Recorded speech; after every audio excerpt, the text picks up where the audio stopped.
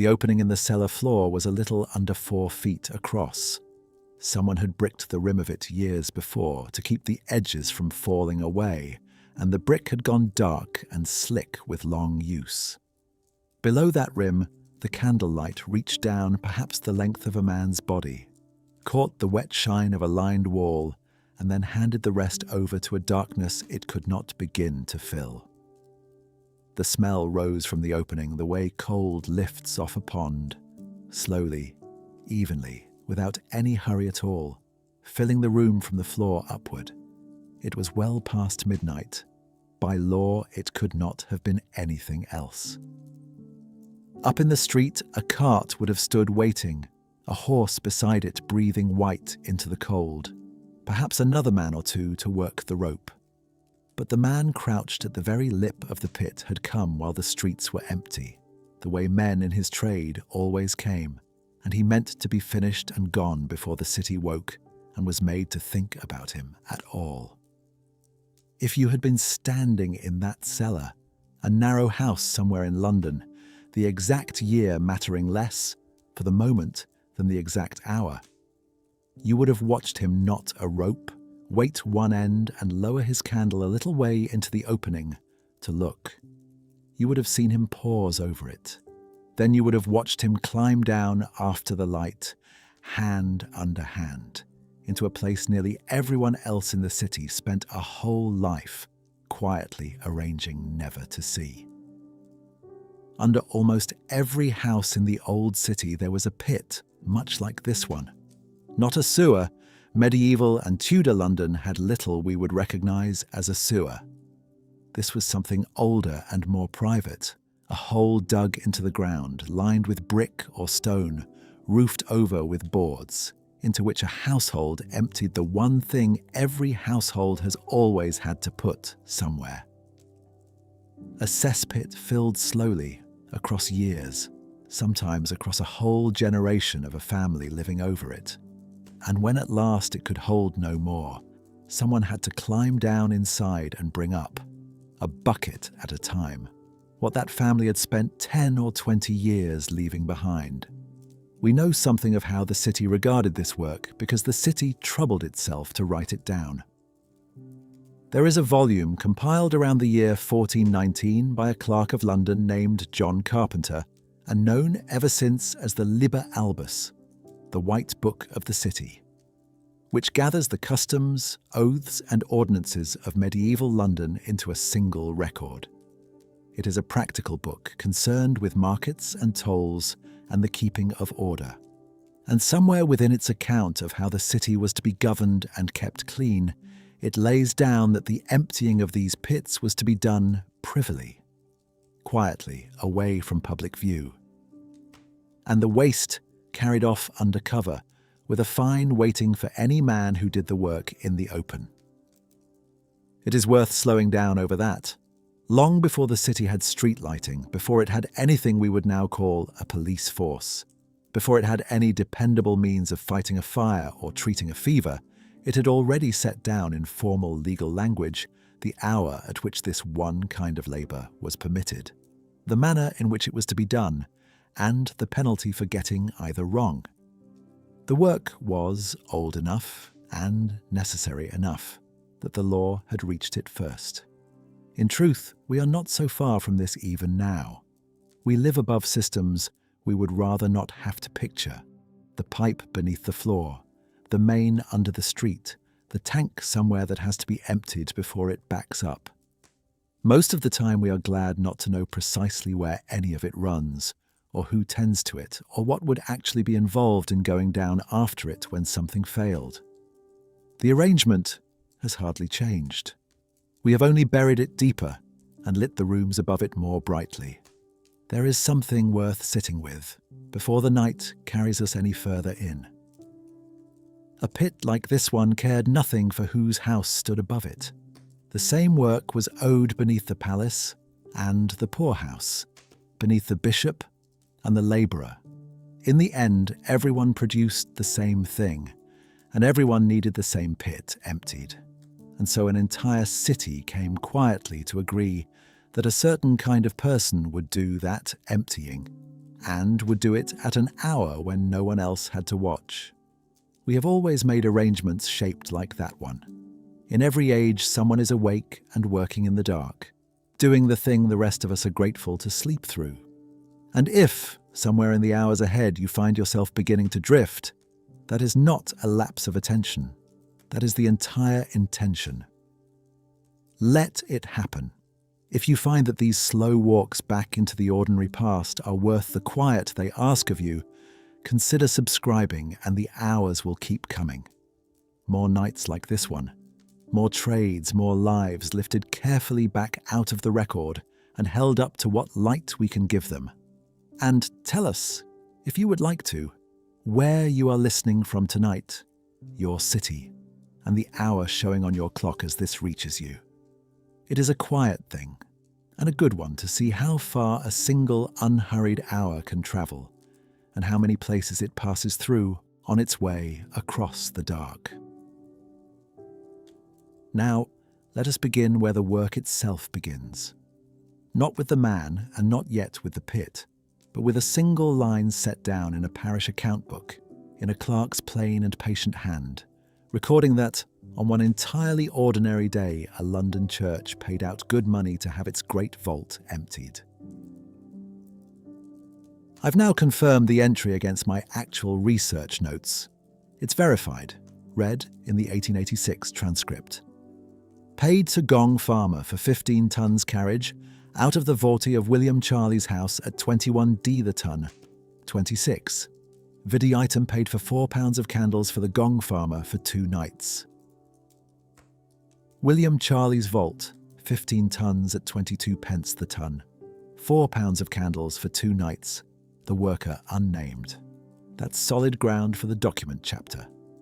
Chapter 1. A line in the parish book. Among the accounts of a London parish under the year 1577 sits a single line that almost everyone who has ever held the book has passed straight over. It records a payment and asks for no more notice than that.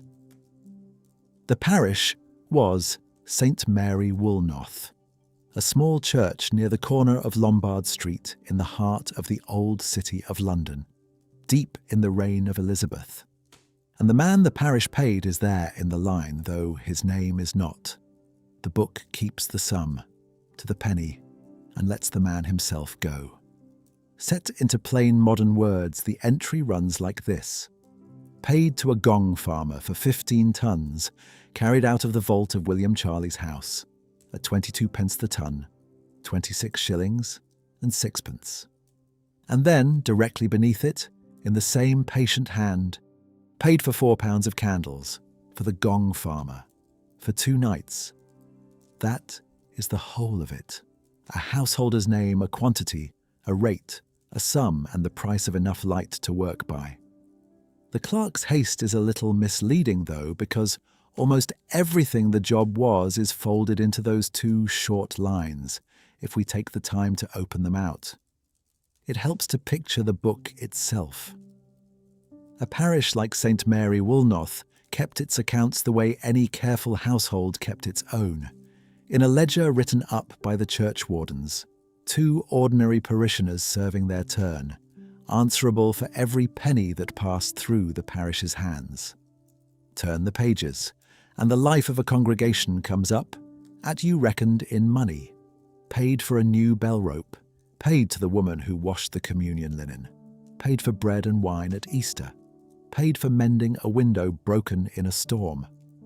The Gong farmer's 26 and 6 sits in exactly that company, between the holy and the structural, no more remarked upon than the bell rope or the broken glass. To the men keeping the book, it was the same kind of entry as any other. Something had needed doing. Someone had been paid to do it. The figure went down in the column, and the column was added up. But consider what the doing actually involved. The vault was a cesspit. That was simply the word for one in those days. It sat beneath or beside the house of a man called William Charley, and over the years it had filled, until by 1577 it held something close to 15 tons, which the Gong farmer was hired to break up, dig out, and carry off. 15 tons is not a number to slide past. It is the weight of a small year's harvest, only measured here in what a household had left behind, brought up out of the ground a bucket at a time, and carried away through streets where no one wished to meet it. The candles account for the rest. 4 pounds of them bought on purpose and bought for 2 nights, because the law and the city alike demanded that this work be done after dark, and because at the foot of a vault there is no light of any kind but the light a man carries down with him and shields while he works. You can read the line for yourself if you are ever inclined to. It was set in type in 1886, in a heavy antiquarian volume that gathered up the old registers and accounts of St. Mary Woolnoth and printed them for posterity. The 2 men who edited it had no interest in the Gong farmer at all. They were after baptisms, marriages, burials, the genealogist's harvest, and the payment for William Charlie's vault was caught in their net by pure accident. It survives, in other words, because it happened to be written down in the middle of things that somebody, 3 centuries later, judged worth saving. What the line holds and what it withholds is the whole point of it. It holds William Charlie, whose house it was, fixed in the record for as long as the book lasts.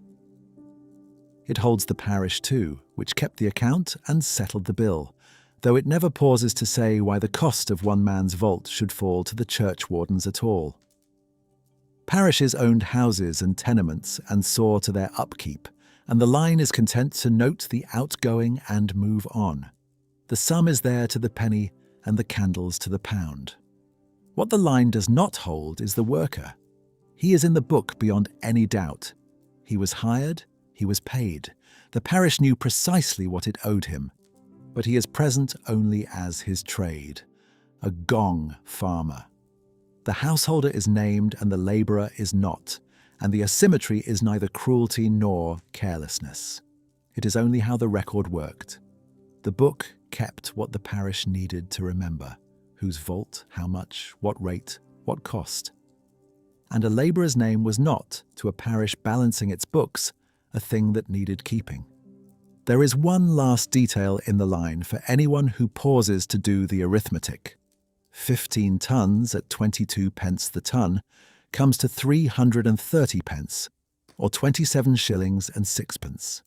The book totals it at 26 and 6. A shilling has slipped out somewhere between the work and the page, and there is no telling where. Whether the churchwarden miscounted as he wrote, or knocked a shilling off for a reason the line does not give, or whether a later hand, copying the accounts into print in 1886, simply erred. It is a tiny mistake, 4.5 centuries deep, and there is something steadying in it. The record was kept by people working quickly, getting things very slightly wrong exactly as we still do. 2 nights, that is the part that stays with us. Whatever else the line withholds, it tells us this much without flinching, that across 2 nights in 1577, in a city that wanted the work done and the man who did it kept well out of sight, someone whose name we will never have went down into the dark and brought a vault up by hand, and that the parish, when it came to settle the account, thought to write down the cost of his candles, and not the cost of him. It is easy to misjudge the far past and its poorest workers above all by assuming they slipped away without a trace, that history simply lost them. The Gong farmer of St. Mary Woolnoth was never lost. He is held in the parish book as exactly as any modern worker is held in a payroll system. Dated, costed, filed.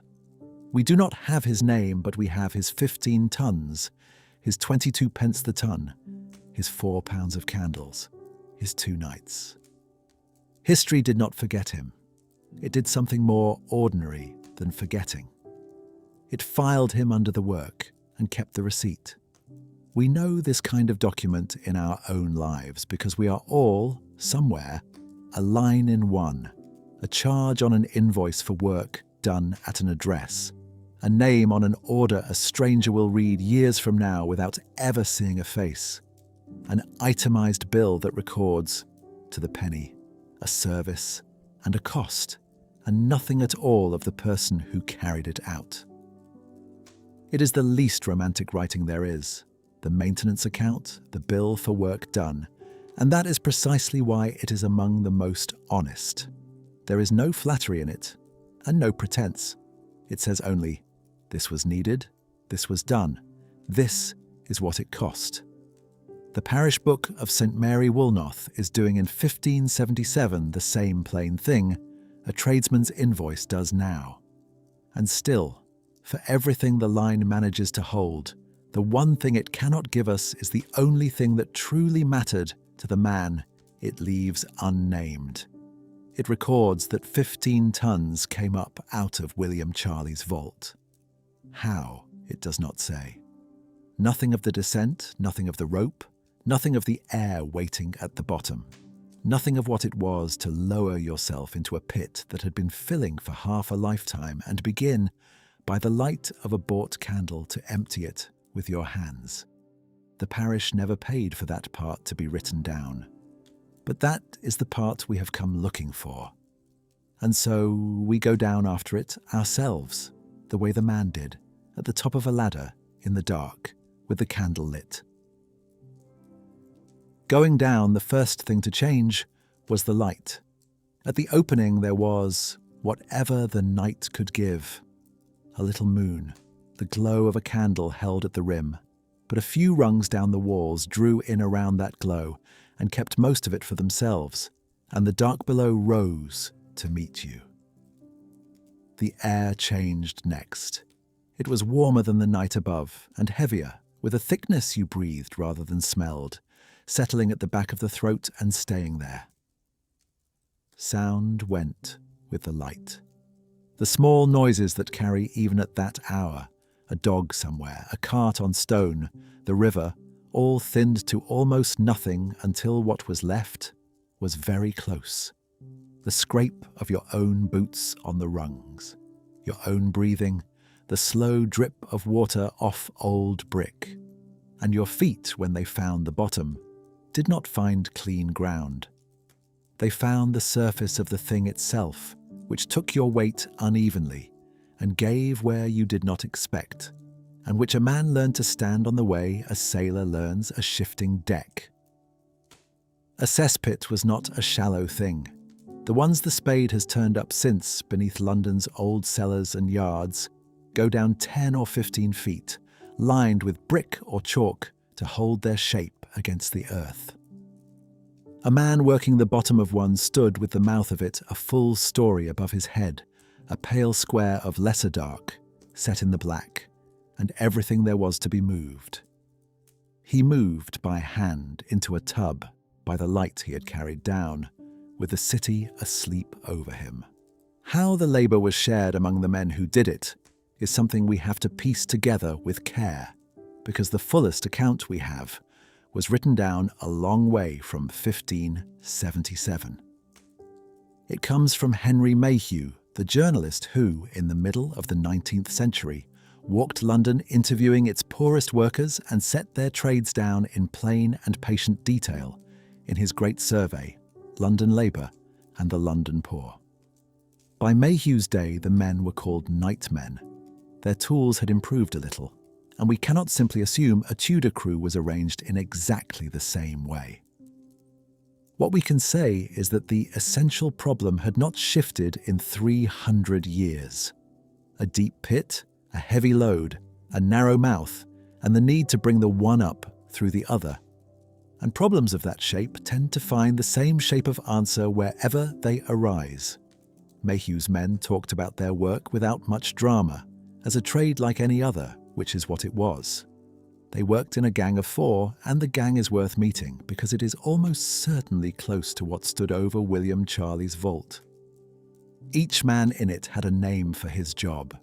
One was the holeman, the one who went down, who stood in the pit and filled the tubs, and in whom the work took its hardest form.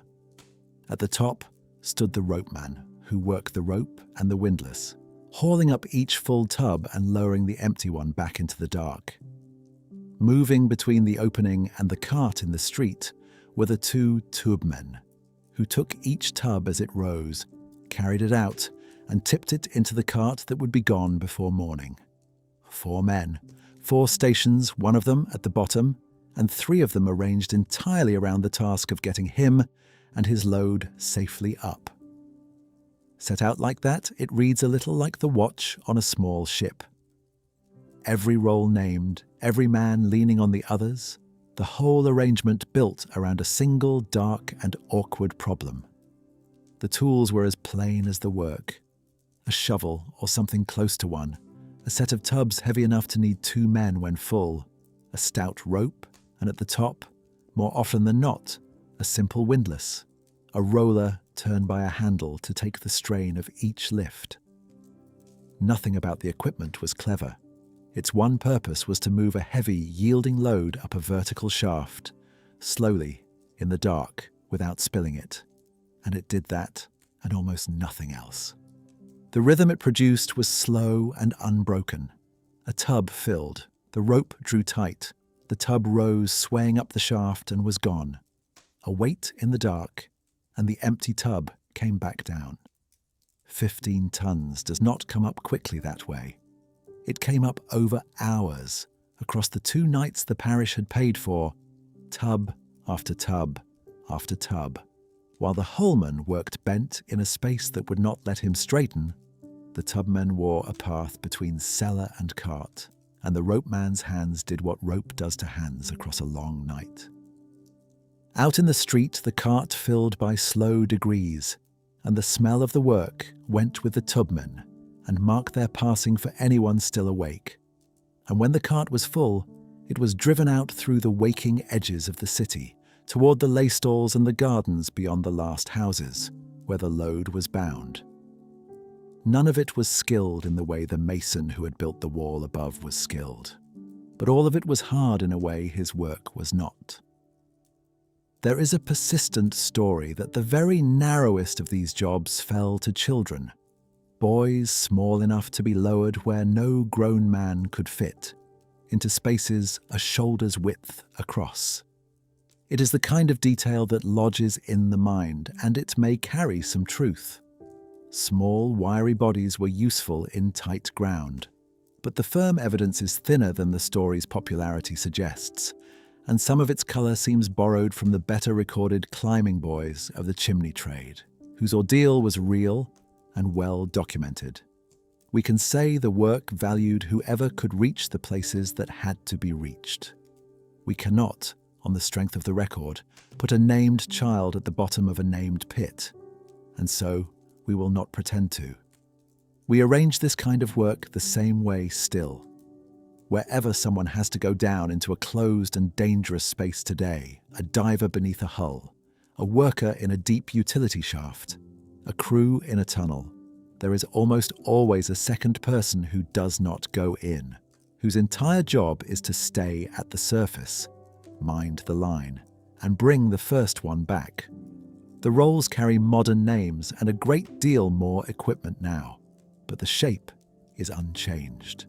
One body in the dangerous place, another at the mouth of it holding the rope. We worked this out a long time ago, because the problem is old, and the answer the Gong farmers trusted is the answer we trust still. For all the men ranged around him, the holeman was alone in a way the others were not. They had the night air, the street, each other. He had a brick box the size of a grave, one tubful of work at a time, and the company of a single flame. He breathed whatever the pit gave him to breathe. He worked by the light he had managed to bring down, and 450 years on it is the light of all things that the record keeps returning to. The candles, bought by the pound, written into the parish book with more care than the man who burned them.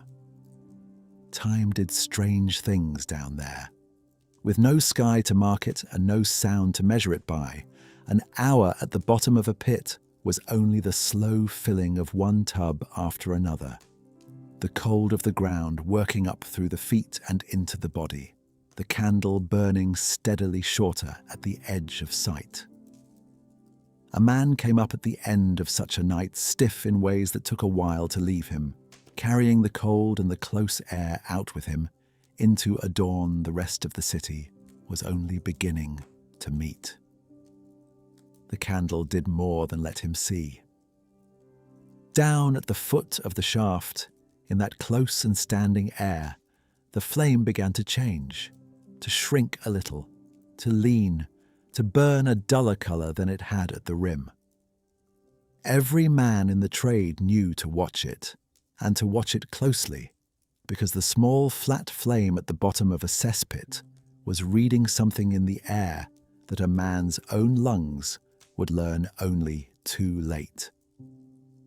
The candle was not only their light, it was the first thing down there that could tell them the truth. A candle flame at rest is one of the steadiest small things we ever make. Set it on a table in a closed room, and it stands almost upright, tapering to a still, bright point, holding that shape for minutes at a time. And yet, it takes almost nothing to trouble it. A door eased open at the far end of a house, the warmth of a hand brought near, a breath you did not know you were taking. Each of these writes itself at once into the lean and shiver of the flame. A candle is forever reading the room around it. Most nights, in most rooms, we have no real need of what it reads. At the foot of a vault, a man needed it badly. The flame he carried down was not only his light, it was the one thing in that place with him that could taste the air faster than his own body could, and tell him, while there was still time to listen, whether the air below meant him harm. You will have watched a candle struggle in a draught you could not feel on your own skin, seen it flatten and gutter and right itself, and understood, a moment before you reasoned it out, that a window must have come open somewhere behind you. That small, ordinary instinct, the sense that the flame has noticed something you have not, was no longer ordinary at the bottom of a pit. There, it stood between a man climbing back up his ladder into the night and a man who simply never came up at all. We are inclined to imagine the danger of this work as a danger of foulness, the muck, the reek, the sheer indignity of lowering yourself by candlelight into the buried waste of strangers. That is the picture that has come down to us, and it is not a false one. But foulness, however total, never killed a Gong farmer. Disgust is loud, and disgust is survivable. What killed in this trade came quietly, without colour, and a good part of the time without any smell at all. A cesspit is never quite still. Down in the dark, with no air moving through it and nothing to carry the heat away, the old waste works upon itself slowly and without rest, and as it breaks down, it breathes out airs of its own. We have tidy names and formulas for them now. There is the one that announces itself at first as rotten eggs. There is the one that announces nothing whatsoever. And there is the one that will seize a flame and flare. The man on the ladder had not one of those names to his use. The chemistry that would one day explain why his light guttered and why his head began to swim was the better part of 3 centuries from being set down. What he carried instead was the flame, and a short, hard set of rules pressed on him by men who had gone before and come back up to teach them. The rules were read in the burning, and it is hard to imagine a trade like this not learning them. A flame that shrank and paled and lost its colour, sinking toward going out, was saying that the air itself had thinned past the point of keeping a candle alight, and would keep a man alive no longer, and the only sane reply was to climb at once and waste no breath arguing the matter. A flame that abruptly stretched and brightened and seemed to reach upward was saying something faster and worse, that the air now held something hungry to catch, and that the little light in his fist had become the most dangerous object in the pit. The reading ran in 2 directions, and the lesson at the end of both was the same, and old as the work. When the light changes, you go up. There is an old cruelty folded into this, and it is worth resting on for a moment. Our disgust is ancient machinery. The body learned across an enormous reach of time to turn from the smell of rot, because rot carried sickness, and the creatures that lived to pass anything on were the ones whose stomachs heaved in time to keep them clear of it. Revulsion, in its strange way, is a guardian. It is the alarm the body rings to spare itself.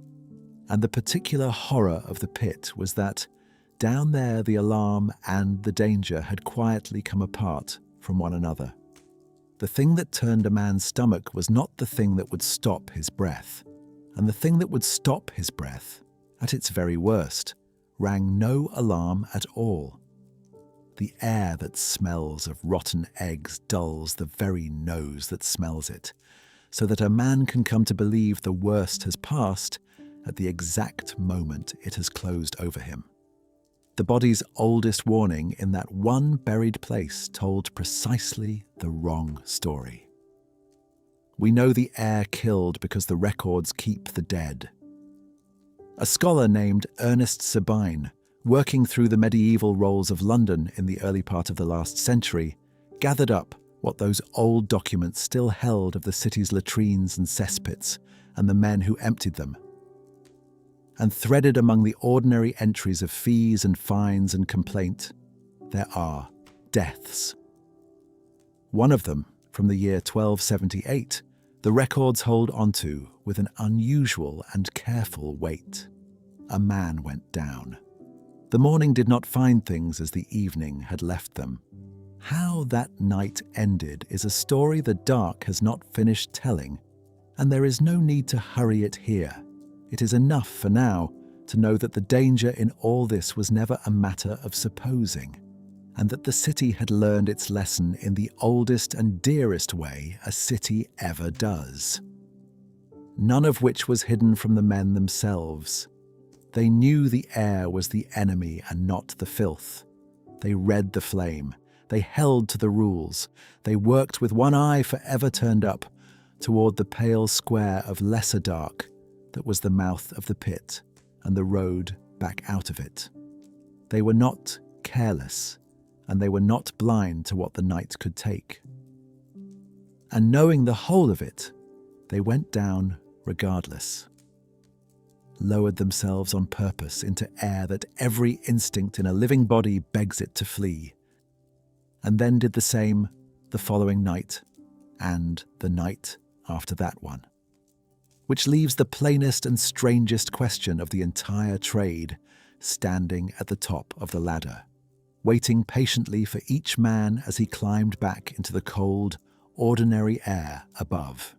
Not how a person could bear such work, but what, in a hard and narrow world, could possibly have been waiting up there for him, counted out in honest coin. That was worth the going down. The man at the bottom of the ladder, whom no respectable household would willingly seat at its table, whom the city walled off into the small hours and the furthest edges of the parish, was paid, by the plain witness of the account books, better than the mason who cut the saints above the church door. Set the two of them side by side, and they refused to make sense together. Honoured hands and despised hands in the one matter of wages were not divided by the gulf you would expect to find. The gulf ran the other way. We can say this with some confidence because a patient man once went looking. James Thorold Rogers gave the better part of his life to assembling, year upon year and account upon account, what things had cost in England and what work had earned across the medieval centuries, and out of his long, quiet columns of figures, the daily wages of the building trades come down to us with real clarity.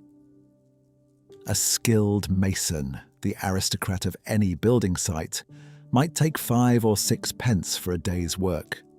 A labourer who carried his stone and turned his mortar took rather less, 3 or 4 pence for the same length of day. These were not poor wages for the age. He could keep a family on them after a fashion, And the mason above all was a man of some standing, a craftsman whose mark on the stone meant something that outlived him. Against those daily pennies set the rate the Gong farmer worked to. He was not paid by the day at all, but by the ton, by the dead carried weight of what he raised up out of the dark.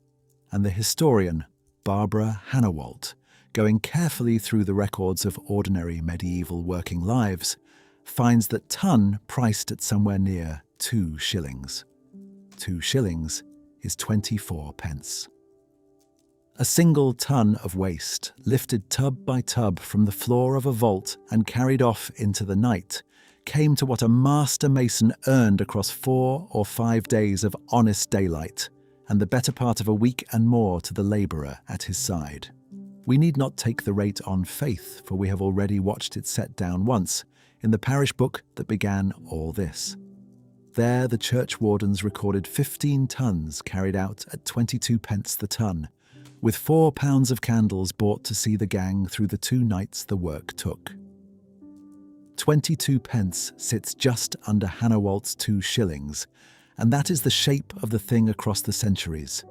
The rate hovered there, a little above or a little below, but always in a country the mason's daily wage could only look up at. It is tempting, hearing a figure of that size, to multiply it outward into a fortune, and the temptation is worth resisting, because the fortune was never there. The ton was not one man's daily portion.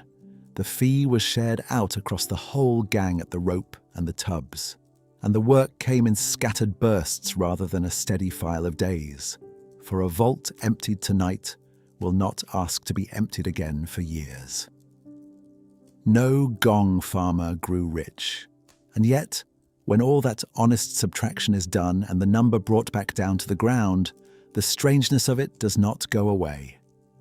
Job for job, ton for ton, the work the whole world looked down upon paid at a rate. The work the whole world admired could not reach. The easy explanation comes at once. Danger commands its price, and we have already stood at the mouth of that danger and felt the air go wrong below us. But the easy explanation does not quite carry its own weight, and it is worth pressing a thumb against it. Danger by itself has seldom paid well. The soldier went to the wall for a few pence and the hope of plunder. The man who hewed coal in a low, wet seam died young and poor for the privilege. History is crowded with deadly work that stayed cheap, precisely because such work could always be filled by men who had no kinder choice. Risk alone has never been enough to lift a wage. Something else was pricing the pit. That something was the disgust itself. The very revulsion that pushed the Gong farmer to the edge of the table and the edge of the night was the thing that bid his wages upward, because revulsion run that deep is rare and stubborn, and it held nearly every other pair of hands well back from the work, no matter how badly the city needed it gone. A wage is, among the other things it is, a measure of how badly a thing must be done and how few can be found to do it. And there is a further turn in it, one the easy reckoning misses. The city was not only paying for hands scarce enough to come dear, it was paying for its own distance from the act, for the privilege of not watching, not knowing, not having the thing brushed up against its daylight life at all. Part of that money bought labour, and part of it bought silence, and part of it bought the comfortable fiction that the waste of 100,000 living bodies simply saw itself away. The man on the ladder was paid in the end to stand where the city's pretense met the city's truth, and to keep the two of them from meeting anywhere else. By that measure, the number tells a truth the seating arrangements worked hard to deny.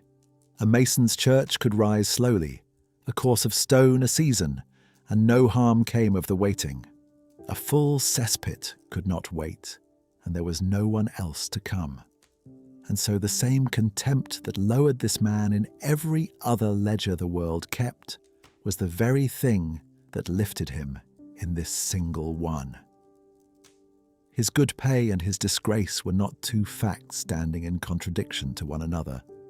They were one fact, written down twice and read from opposite ends. Looked at from a great enough distance across all the centuries that lie between, you can almost watch the two reckonings. What a society chooses to honor and what it will quietly pay to have done.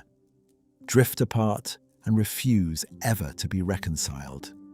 Every age keeps an account of this kind, a private ledger of the work it cannot bear to touch, and the price it will press into another's hand to touch it in its place. And the names along the top of that ledger are almost never the names it troubles to carve above its doors. The Gong farmer only sat at the sharpest point of the oldest version of the bargain, none of which made the money easy or pleasant or fully his own once it was earned. For the same world that paid him so well to do the thing it could not face would not allow the thing to be done anywhere the daylight might fall across it. The wage was real, but it was a night wage, fenced about with conditions, and the first and least forgiving of those conditions was the hour itself. By the city's own ordinance, the work could not so much as begin until the streets had emptied and the last candles in the upper windows had been pinched out, until 9 had struck, and the ordinary day had formally handed the city back to the dark. Whatever the Gong farmer earned, he earned after that hour, in the one stretch of the night the law itself had set aside for the things no one was ever meant to watch. By 9:30, the shape of the city had changed. The same streets that had roared since dawn with carts and criers, and the endless press of errands lay emptied now and shuttered, the market stalls taken in, the shop boards folded up flat against the house fronts, the heavy gates between one ward and the next, swinging closed on their chains. London did not so much fall asleep as draw inward, narrowing from a city of 100,000 open doors to a dark warren of shut ones. The only wide road left in the whole of it was the road overhead, the strip of sky between the leaning roofs where, on a clear night, the stars came out over the chimney pots. The hour announced itself in iron. Our word for it still remembers what it once was. Curfew is a worn-down scrap of Old French, and it meant, at the beginning, nothing grander than cover the fire. The nightly order, in a city built of timber and terrified of burning, to bank the hearth and put out the lights and let the dangerous day be done.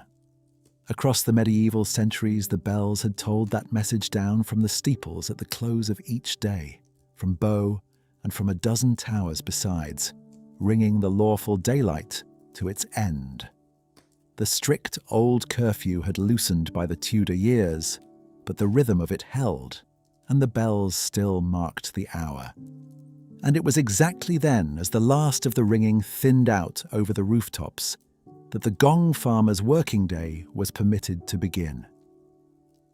The choice of that hour was no accident of old custom. It was law, set down on purpose and in plain words that have outlasted everyone who ever obeyed them.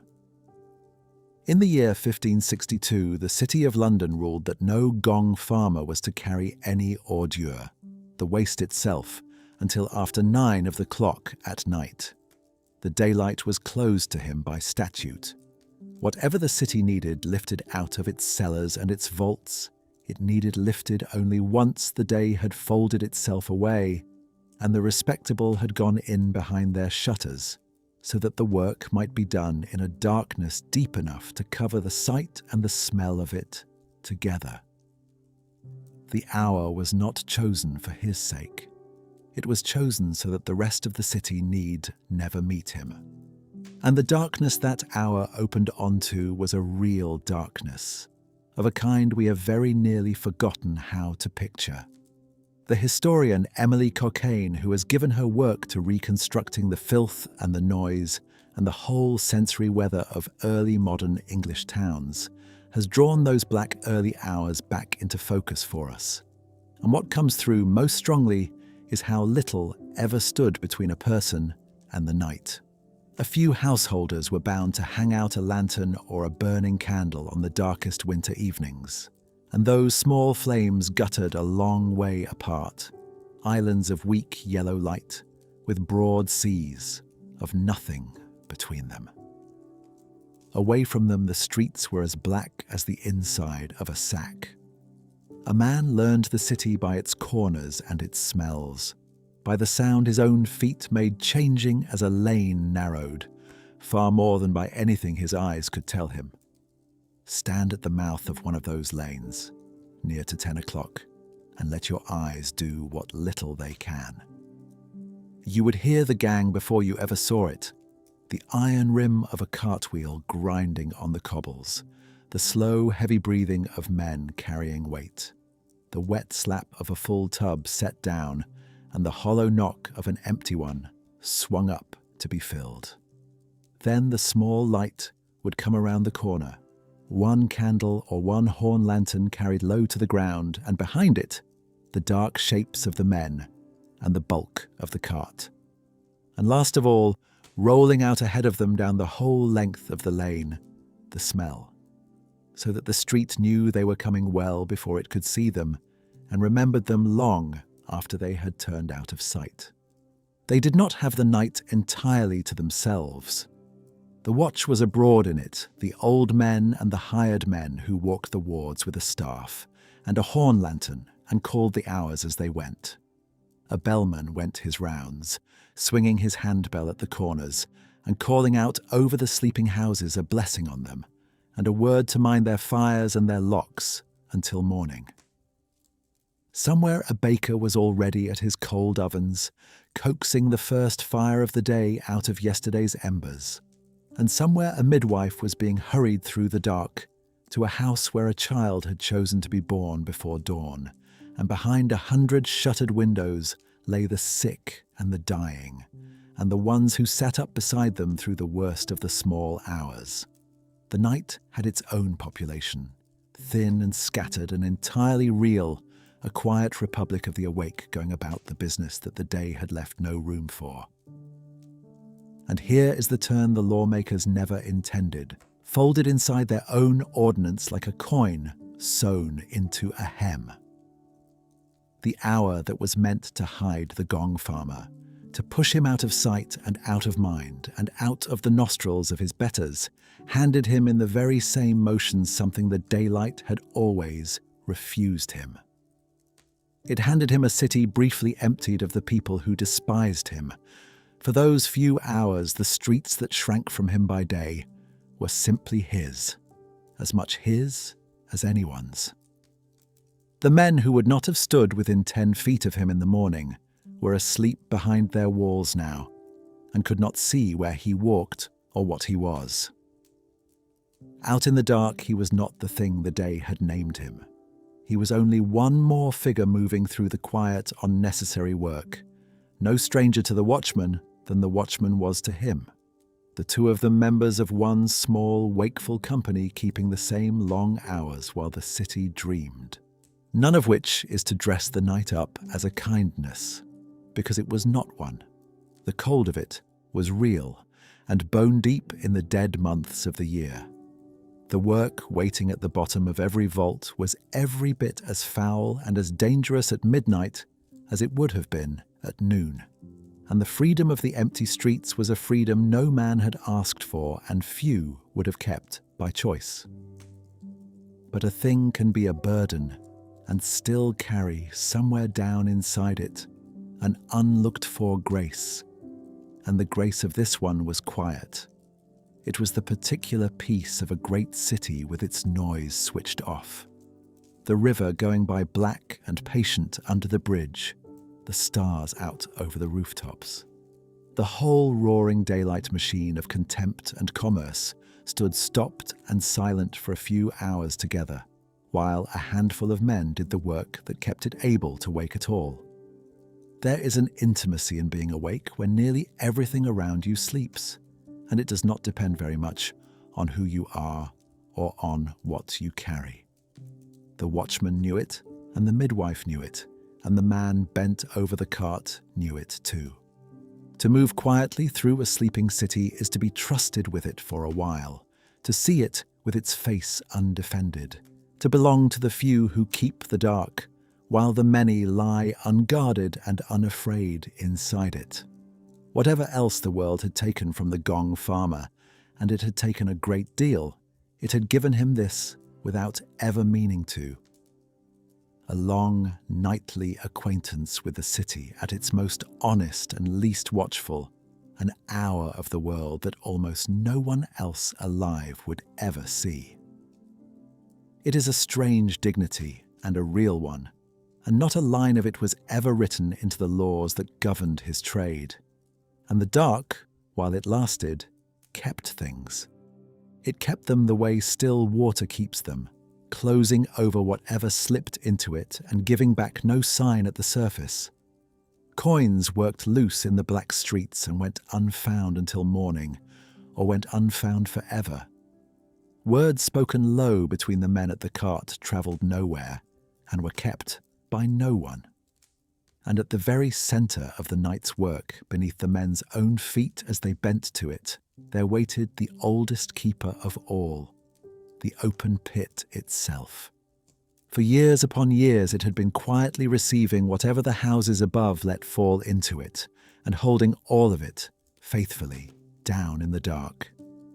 Against a morning none of them could begin to imagine, very far off, when somebody would at last come looking.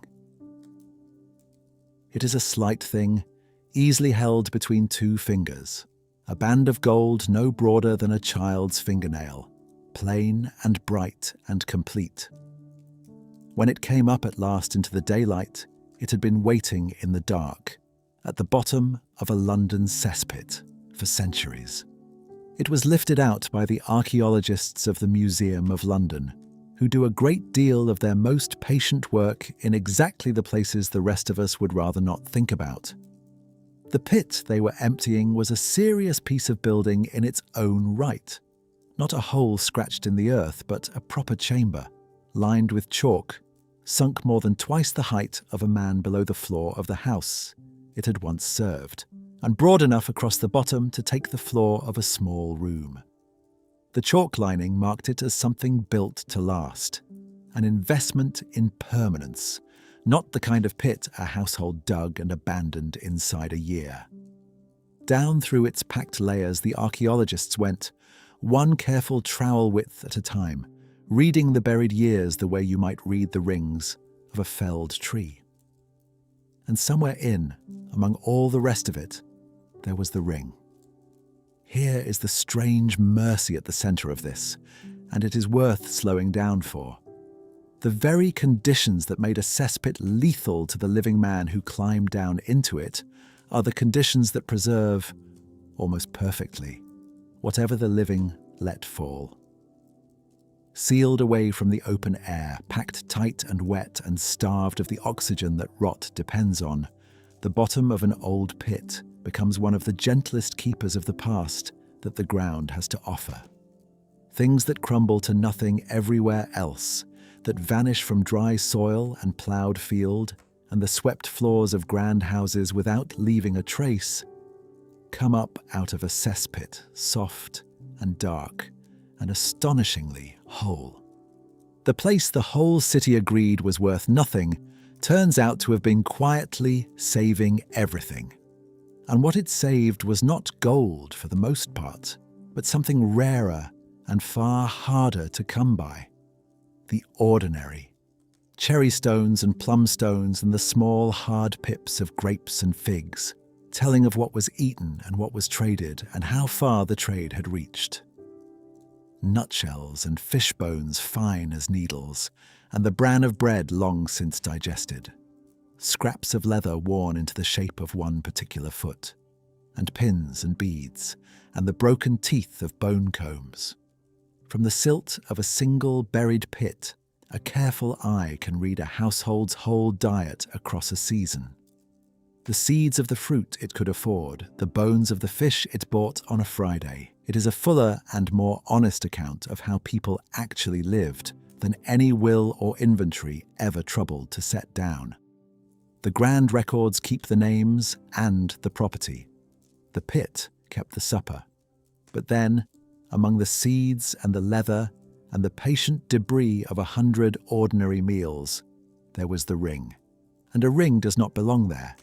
It was not eaten and dropped, not worn out and thrown away. It was made on purpose by a goldsmith to be worn and seen and kept. It had a value that everyone who ever handled it understood at once. And it ended its long life at the bottom of a privy, among the waste of strangers, where no one with any say in the matter would ever willingly have let it go. Which leaves the one question the pit will not answer, however gently the archaeologists lift it free. How did it get there? The honest reply is that we cannot know, and that we never will. Perhaps it slipped from a finger gone thin with age or with illness, in the dark, in the worst possible moment, and was simply gone before a hand could close on it. Perhaps it fell down the seat of the privy by pure mischance and was fished for, frantically, by candlelight, and at last given up, for lost with a grief out of all proportion to a sliver of metal. Maybe a servant lost it and dared not say. Or maybe it was hidden there on purpose, against a hard season, by someone who fully meant to come back for it, and never could. The pit kept the ring with perfect faithfulness, and kept not one word of the story that put it there. It hands us the answer and withholds, forever, the question. We do not even know that the ring was a woman's. The pit keeps nothing so particular as that. But the mind reaches for a single person to fasten the loss to, and so let it be her. You can stand now across the whole gulf of the centuries between, with the thing itself caught cold and bright in the light, and be no nearer to her than if it had never been found at all. You can hold the fact of her, and never once touch the fact of her life. She had a name and a voice, and some particular way of turning the ring on her finger when she was thinking. She had a morning on which she noticed it was gone, and a feeling about that morning which we would give a great deal to know, and never can. The distance does not close. It is the one thing the pit, for all its keeping, could never quite keep. There is a peculiar ache in a small, lost object that no great ruin ever delivers.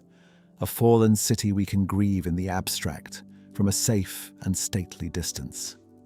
But a single ring asks something closer and more difficult of us, because each of us has lost something small and loved, and felt the size of the loss go wildly out of proportion to the size of the thing. Someone wore this every day until the day she did not.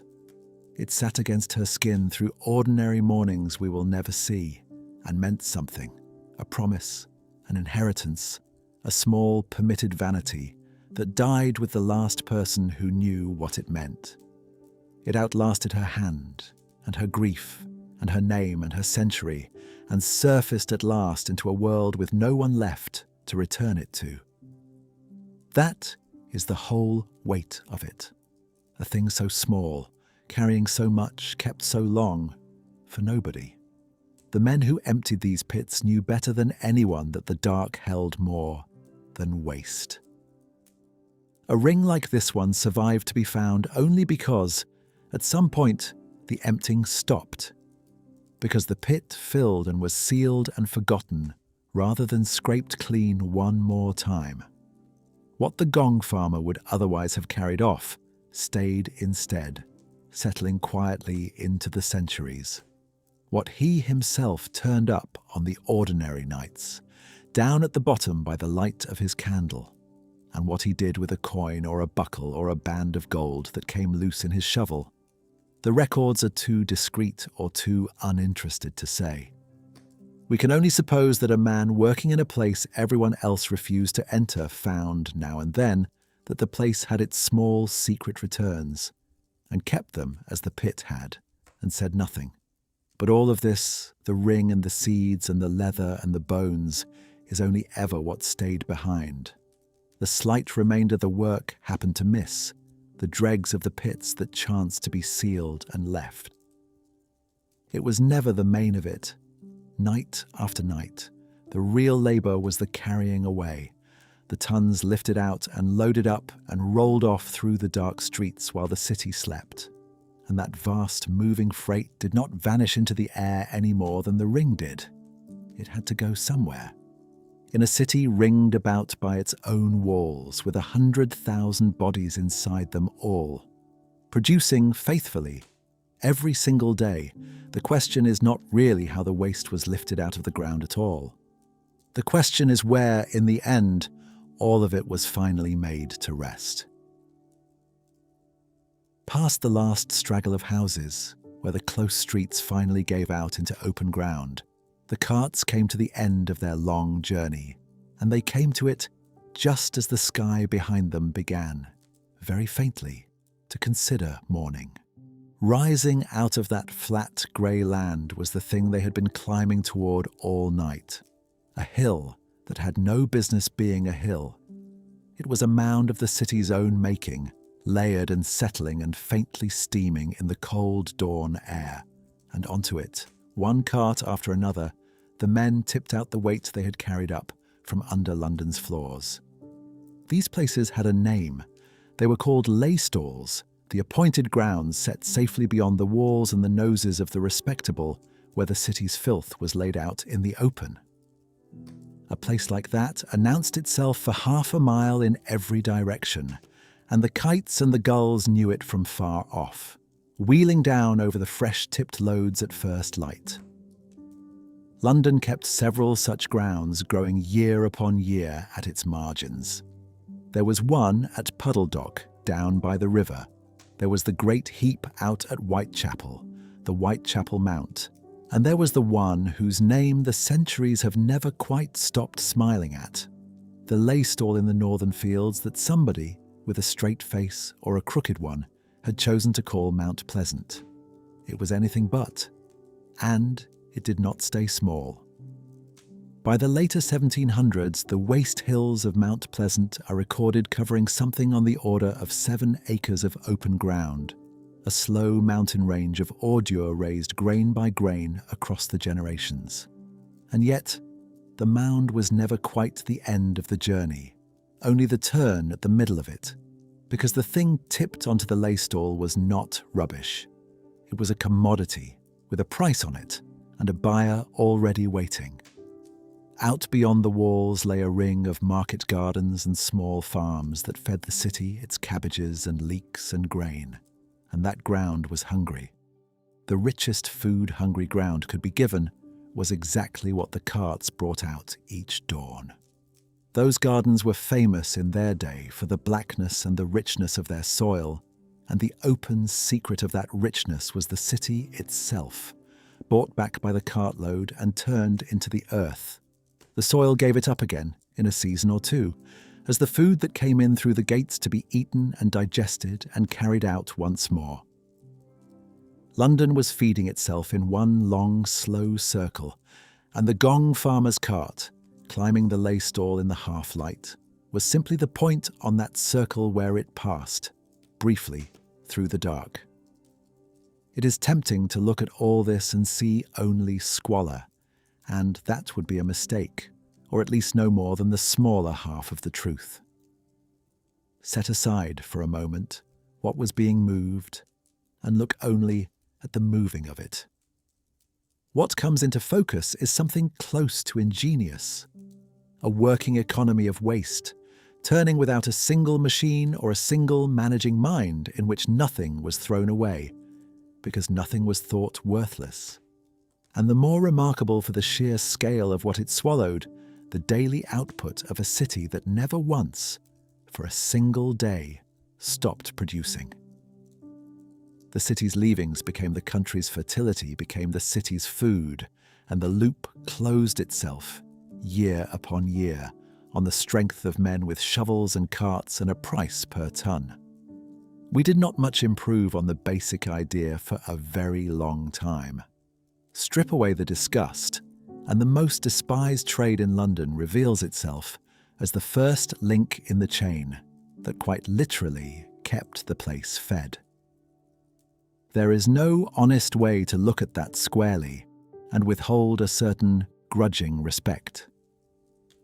And if the respect comes grudgingly, part of the reason is that it forces a recognition most of us would rather not sit with. You have almost certainly never once wondered in any serious way where it goes, what actually becomes after the small daily vanishing of what your own body is finished with.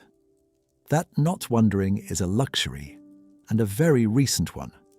For nearly the whole of human history, the answer was close at hand and impossible to ignore because someone had to carry it, and somewhere it had to go. And it always, always came back around. The loop the Gong farmer worked has not been broken in our own time, only lengthened and hidden.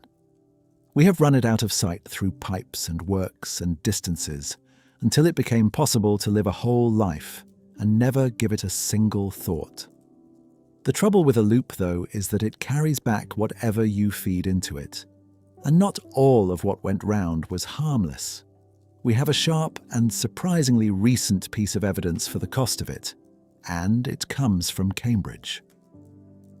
In the year 2022, a team of archaeologists there compared the bodies of two groups of medieval townspeople: the friars of an Augustinian house on one side, the ordinary working people of the parish on the other. They were looking, in the soil around the bones, for the eggs of intestinal worms, roundworm and whipworm, the common companions of a world that lived close to its own waste. Their expectation was straightforward. The friars had latrines and washing water, and rules about cleanliness the labouring poor could only dream of, and by rights they ought to have been the healthier of the two. They were not. Nearly 3 in 5 of the friars carried the parasites, 58 in every 100, against only about 1 in 3 of the poorer townsfolk. It was very nearly twice the rate found among the very people best placed to avoid it. The likeliest explanation is the loop itself, biting the hand that worked it. These were careful men, and they kept good gardens, and they fed those gardens sensibly enough with the richest fertilizer they had to hand, which was their own. What they grew, they ate, and what they ate, they grew. And somewhere inside that tidy private circle, the worms went round and round with everything else, returning faithfully to the bodies that had sent them out. The same elegance that fed a city could quietly poison it. It did not care what it carried. It only carried. Which sets the man on the lay stall in a stranger light than any the city was ever willing to grant him. He stood at the single point on which the whole turning circle depended. The first mover of an engine that fed hundreds of thousands, and in the very same motion seeded their gardens with the thing that sickened them. For standing there, he was given the lowest place in the whole arrangement. The machine could not turn without him, and it had been built with great care so that no one would ever have to thank him for turning it. It is easy talking this way to let him dissolve into the machinery, to speak of loops and lay stalls and tonnages until the man himself thins out into a function, a force, a link in a chain. That is the city's own habit of mind, and we are under no obligation to borrow it. For the engine was never run by an abstraction. It was run by particular men who woke to particular nights and went home to particular beds. And a few of them, not many, but more than none, pressed hard enough against the records of their own time to leave behind the one thing the whole trade was built to deny them. They left their names. Henry Ivory is a real name, and it belonged to a real man. In the years 1411 and 1412, he put that name to a contract. He agreed to do the work, set his mark to the terms, and was written into the records of his city as the man answerable for emptying a particular pit, for an agreed sum, by an agreed time. 600 years later, the name is still here. We do not have his face, and we do not have his voice, and we have almost nothing of the life that went with them. But we have the fact of him, fixed in ink with a date beside it and a thing he undertook to do, which is a great deal more than the trade was ever built to leave behind. It is worth asking why his name survived at all when so many thousands did not, and the answer is one of the quieter ironies of the whole story. The work was despised, but the work was also business, and business, even this business, made paper. A pit had to be emptied, and so someone had to be hired. A price had to be struck, and a bargain made, and the bargain written down so that both sides could be held to it. Wherever money changed hands, the clerks were there, and the clerks kept everything. It is to a patient scholar that we owe the recovery of these particular men. Ernest Sabine, whom we have already followed once into the medieval records, went back through the city's rolls in the early part of the last century and lifted out from among the fees and the fines the names of the men who had done the carrying. Henry Ivory was one. He was not the only one. In the year 1466, more than half a century after Ivory, the records give us another, and this one came with a name almost too apt to be true. John Lovegold, the man who loved gold, held what amounted to a monopoly on the work. It was an exclusive grant to empty the city's vaults at a fixed rate of 2 shillings and 6pence the ton, which is to say, for every great cask load he carried away. Sit with that for a moment. A man called Lovegold, holding the sole right to mine the one substance the whole city was desperate to be rid of and willing to pay handsomely to lose. Whatever else the name tells us, it tells us this was no charity and no last resort. It was a concession worth holding, worth granting, worth writing into law. A trade organized enough and lucrative enough that a single man could be given the keeping of it. And there is the first thing these few surviving names quietly overturn.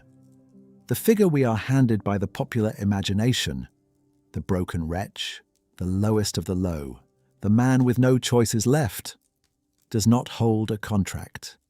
He does not hold a monopoly. A man who contracts, who employs a gang, who strikes a price and answers for the work to the city that hired him, is not a wretch at all. He is a master of his trade.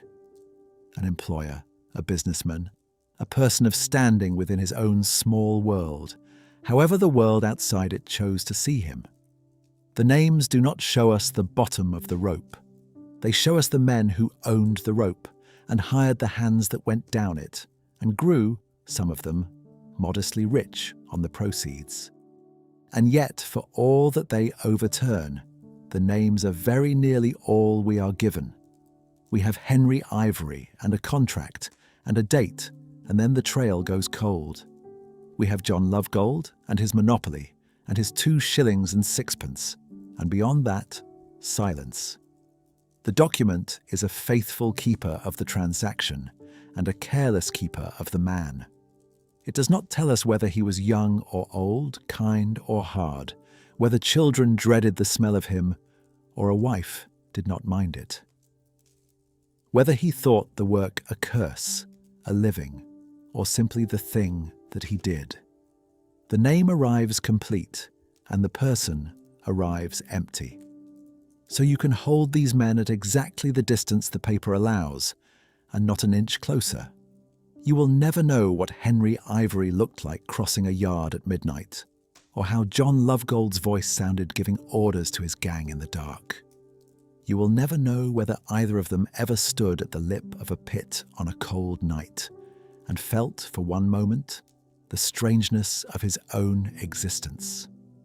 The name is a door you can see plainly and never once open.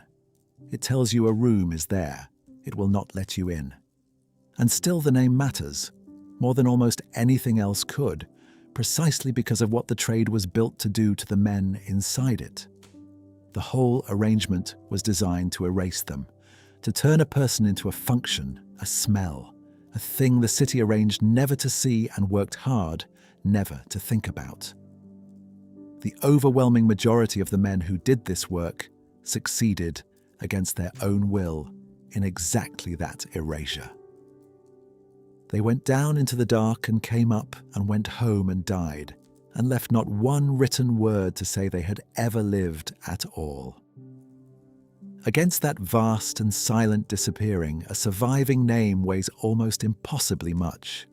A name is the first thing a person is given, and often the last thing left of them, and it carries, all on its own, the whole plain insistence of a life, that this was someone, particular and real, who was here. To have that insistence survive the better part of 600 years is a kind of accidental immortality. And it was granted, by sheer accident of paperwork, to precisely the men the world had taken the most trouble to forget. For behind each of the named men stood all the others who were not named, the holemen and the ropemen and the tubmen at the windlass. They were the hired hands of Ivory's gang and Lovegold's, who did the identical work in the identical dark and slipped out of the record without leaving so much as an initial. We met one of them already, at the very beginning, in the parish book that paid a Gong farmer for the carriage out of a vault, and never once thought to set down his name. He is the rule. Ivory and Lovegold are the rare exceptions that let us glimpse him. They carry now, whether they would have wanted it or not, a weight beyond their own two lives. For they stand in for the whole nameless company behind them, the generations who did the work and left only the work. Their own names came down to us by luck, a few survivors fished out of the paper by chance and patience. But there was another name that every one of them carried, named and nameless alike, master and tubman together. And that one came down to us perfectly intact, because the world had no wish to forget it. It was the name fixed not to the man, but to the work. It was the word that walked into a room ahead of him and did his introducing in the worst possible terms. The word that closed doors in his face before his hand could reach them.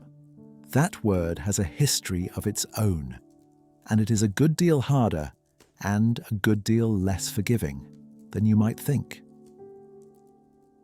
An alehouse on an ordinary evening was one of the warmer places a tired man could find. Low-ceilinged and loud, thick with smoke and talk, full of men who had finished their day and wanted an hour of company before they slept. A man could come in off the dark street, find a bench, call for his drink, and be, for that hour, simply another body in the firelight. No better and no worse than the carter beside him or the porter across the table. Simply a man among men. Right up until the moment somebody thought to ask him what he did. And there the warmth of the room had its limit, and the limit had a name. When the answer came back that he was a Gong farmer, a firmer of the gongs, the man who went down into the cesspits after the city had gone to bed, something along the bench shifted. It was not always loud and not always unkind. Sometimes it was no more than a small leaning away, a half-inch of new space where there had been none, a circle of talk drawing itself a little tighter and leaving him just outside its warmth. The word had come into the room, and the word did the rest. It is worth knowing exactly what that word meant, because the meaning was the whole of the cruelty. Gong was an old word, older than the city's own records, reaching back to the old English gang, which meant, plainly, a going, the place a person went to relieve himself, and then, by the short, unlovely logic of language, the stuff that was left there. And farmer, in this one phrase, has nothing to do with fields and crops, whatever the modern ear insists on hearing. It comes down instead from a much older word for cleansing, Fiormian, to scour a thing and make it clean. Put the two together and the name says, with no softening anywhere in it, exactly one thing: the man who cleans out the filth. He was not named for his skill or his nerve, or the danger he ran, or the city he kept alive. He was named for the substance, and for nothing but the substance. And yet the word, for all its plainness, kept two secrets the people who used it as a weapon never noticed. Its first secret is that to farm, a thing once meant to take it on by contract, for a fixed fee.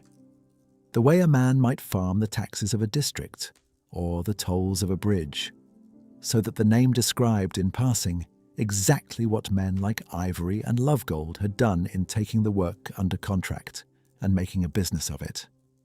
The second secret is stranger still. That last sense, the fields and crops farmer, is the one meaning the old root does not actually hold, and yet it turns out to be the truest of them all. We have already followed the carts past the walls and watched what they carried be sold to the gardens, turned into the soil, and grown back into the city's food. The man it named in contempt was, by an accident buried in his own name, a farmer after all. He fed them, and the word knew it before they did. It would be comfortable to suppose that the contempt, however unkind, was at least sensible, that men drew back from the Gong farmer because they grasped, in some rough way, that filth carried sickness and were only guarding themselves. But that explanation does not survive a second look.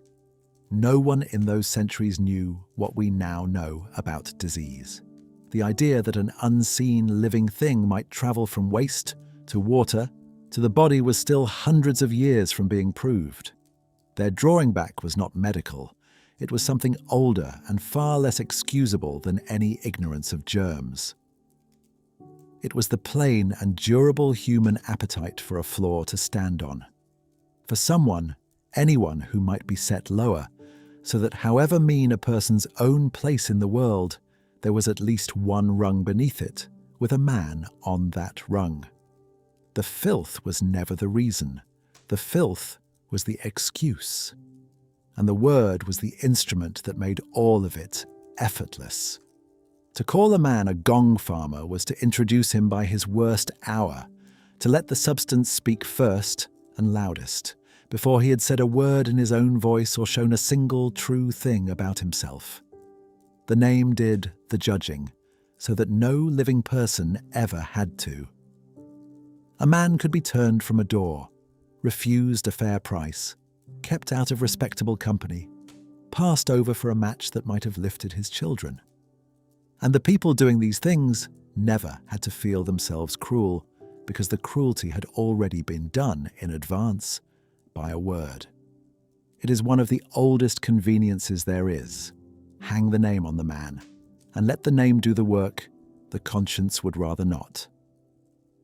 And if there is a reason this old cruelty reaches across the centuries and presses on something in us, rather than staying safely back in its own dark age, it is that the move it made never went away.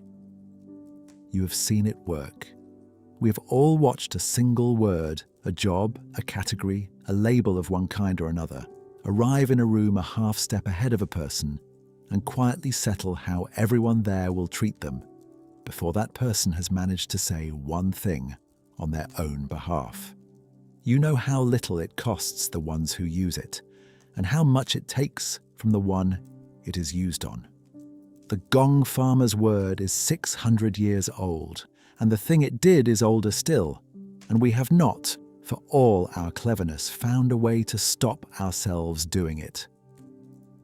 Historians who study these matters have come to see the contempt as something the city actively needed, and not merely something it happened to feel.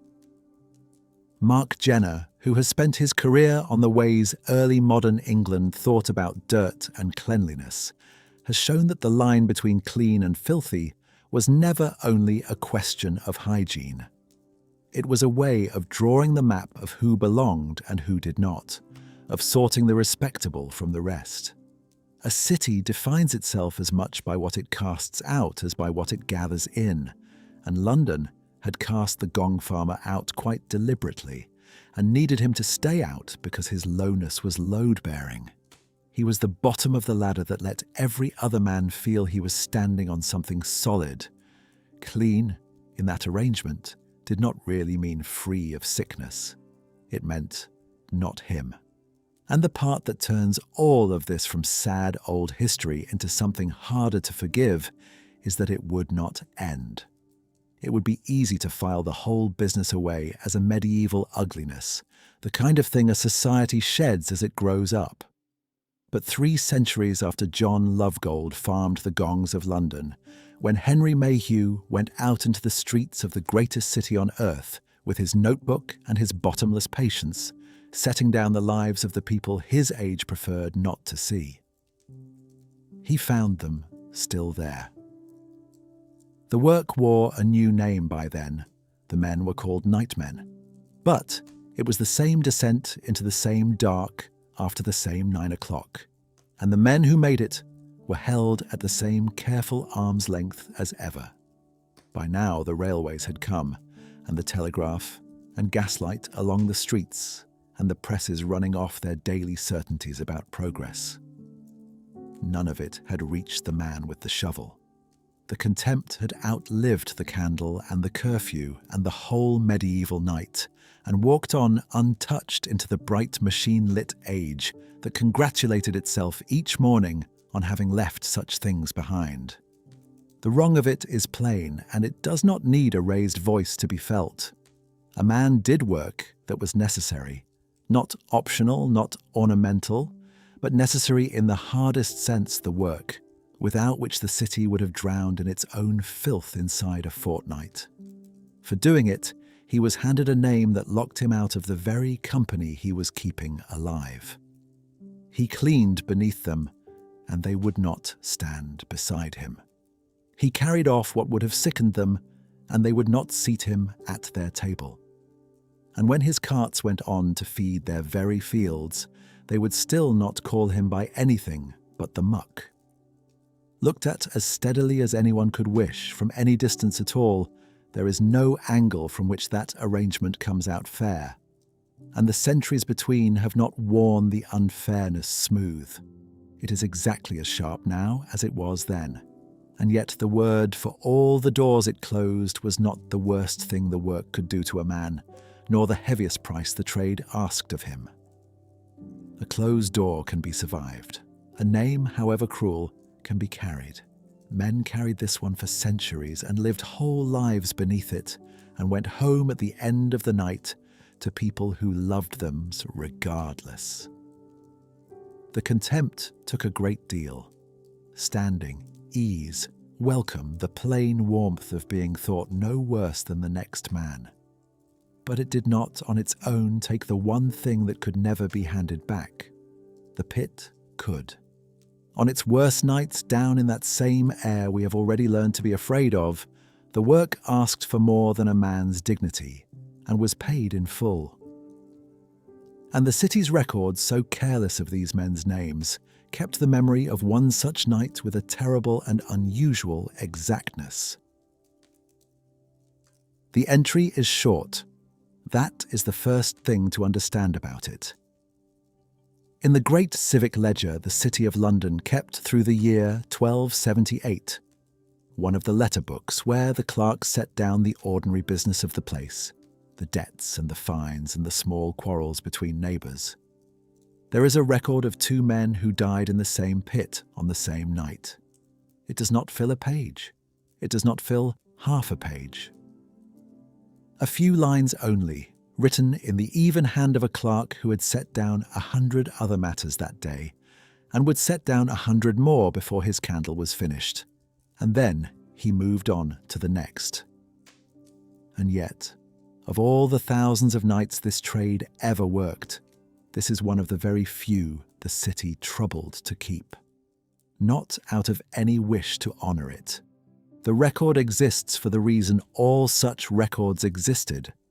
A death in the open, a death that was not quiet and looked for in a bed, was the business of the law, and the law wrote down its business.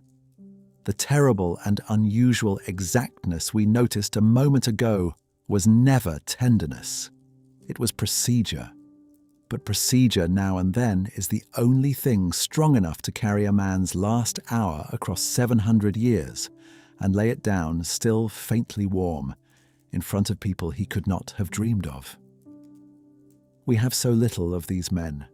We will take even this, even the cold arithmetic of a clerk who never once saw their faces. Here is what can be said with some confidence, and here is where the saying has to stop. We know that 2 men went down into a cesspit that night to empty it. The ordinary work, the work we have spent these hours coming to understand from the inside. We know that neither of them came up alive. Nearly everything between those 2 facts we have to build for ourselves, carefully, out of what the age can teach us about how a thing like this came to pass. And we should hold whatever we build very lightly, with open hands, because the record will not turn round and confirm its shape for us. It gives the fact and keeps the rest. That reticence is not a flaw in the account. It is the account. It is exactly as much as the men who came after them were willing to know. So let it begin, the way every night began. A rope made fast at the top. A lantern carried down or lowered first, throwing its small, swaying light against walls that had not seen any light since the last time men had come down to them. The first man descended into the cold and the closeness and the smell that nobody in the trade ever fully made peace with, and he set to the work, and above him the others waited for the buckets to come up full. For a while, we can let ourselves imagine this much. It was only the night doing what the night always did. Then the air changed, and the air is the thing to understand here. In any deep, enclosed place where matter has been quietly rotting a long time, a bad air gathers and settles, heavier than the good air above it, lying along the bottom like water in the foot of a ditch. We met it earlier in these hours, the danger that no torch will show you and no smell will warn you of in time. It does not announce itself. It does not burn the throat or close it at the first breath. The thing works slowly and almost gently, and what it takes first is not your life, but your strength. The legs grow heavy. The thoughts go slow and warm and far away. A man breathing it does not feel that he is dying at all. He feels, if the period's own understanding is any guide, that he has become suddenly enormously tired, and that he would like, more than anything in the world, to sit down for a little while there in the dark and rest. And so the first man stopped working, and the buckets stopped coming up full. Now stand for a moment at the top of that pit, in the place where the man holding the rope is standing. The work below has gone silent. He calls down into the dark, and the dark returns him. Nothing. No answer, no scrape of a tool, only the small, ordinary night sounds of the place, and, underneath them, a silence with the shape of a man in it. He does not know, in any way he could put a word to, what is wrong. He knows only that the fellow he was working beside a moment ago has gone quiet beneath him. And here is the thing the record cannot tell us, and the thing we are nonetheless the most certain of in the whole account. He did not wait.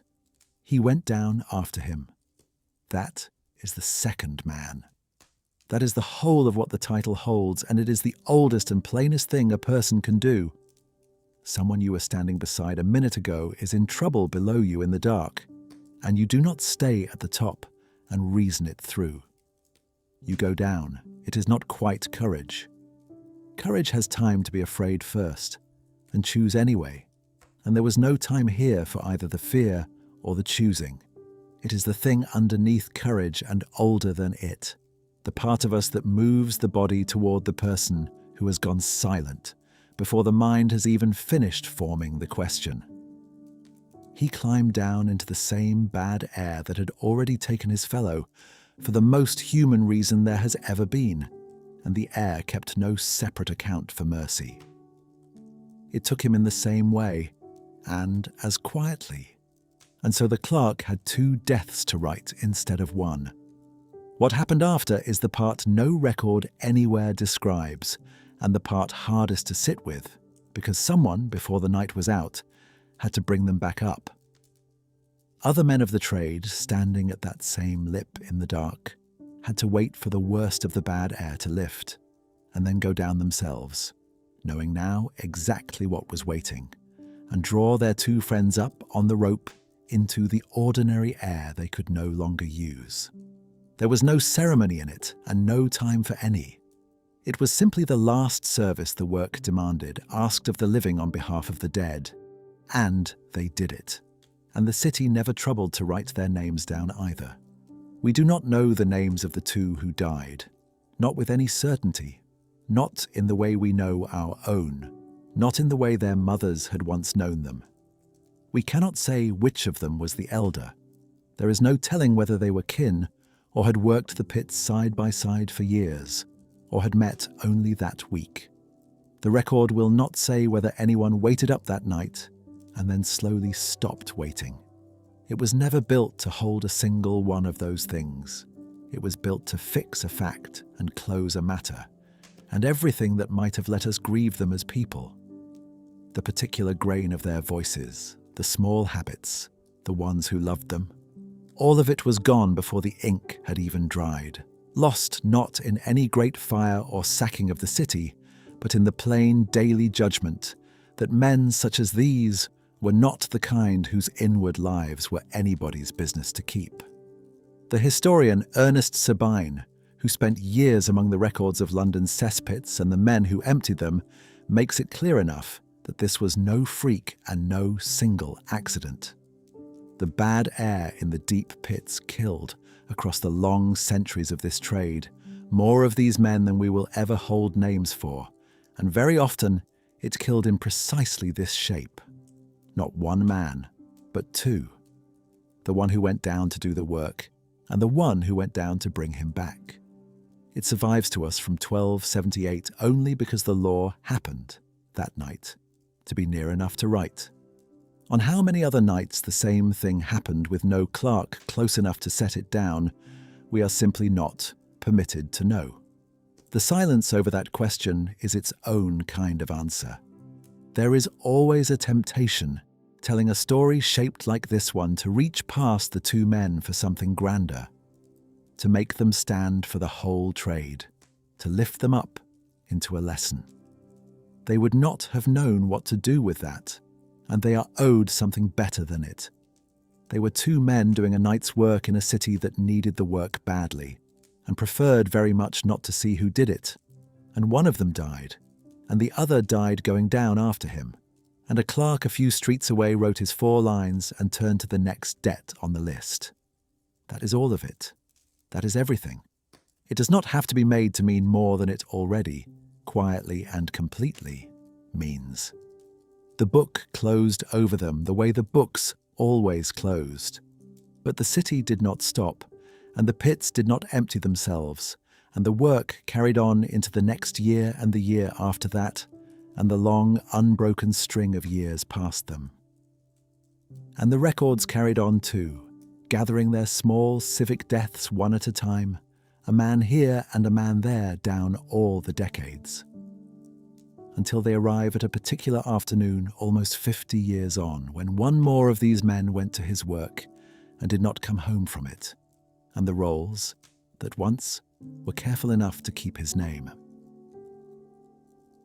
His name, the rolls tell us, was Richard the Raker. Le Raquier in the clerk's Latin, his work and his name fused into a single word. In the plain custom of that age, a man was often known by what he did, and a raker did this.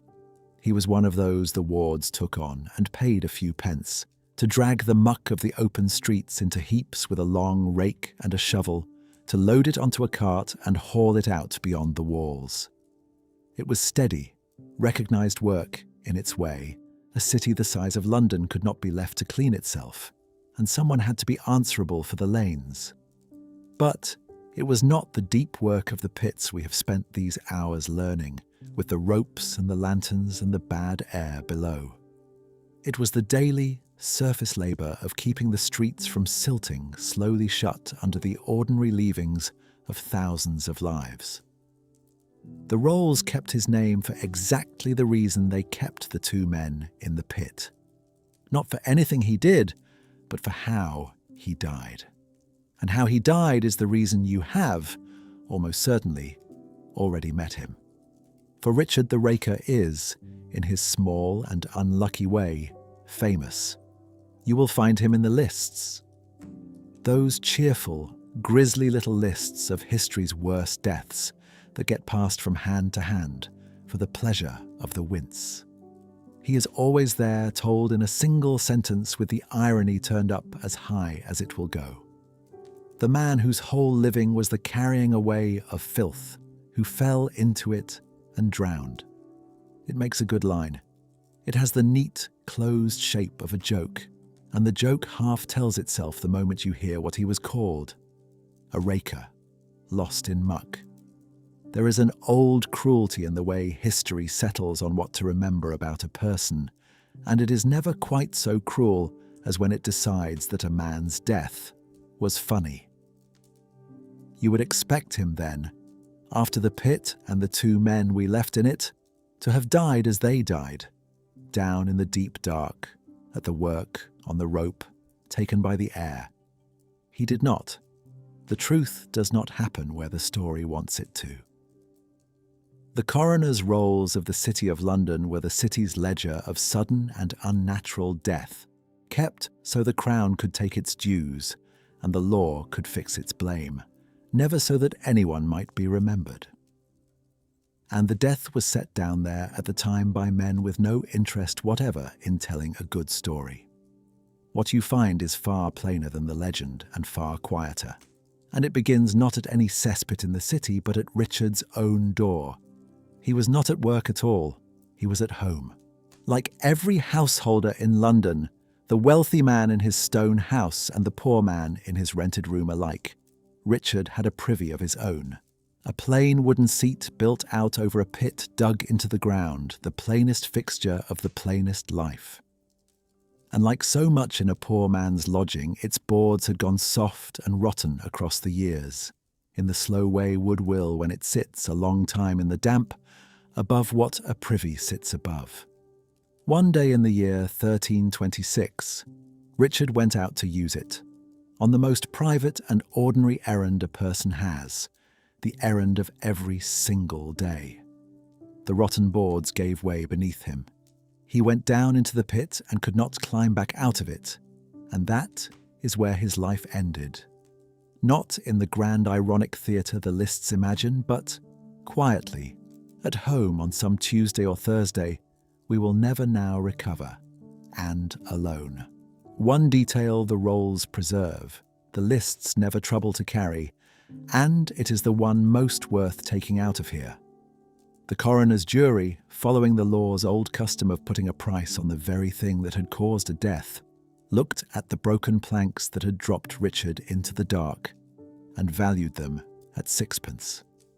That is the whole of the appraisal. The thing that killed him was reckoned to be worth 6 pennies, and the figure was written in the cool hand of the clerk beside the bare fact of his death, and there is not one word in the entry about irony or justice or the fitness of a filth man ending in filth. There is a man and a rotten floor, and a sum so small it would scarcely have bought him a dinner.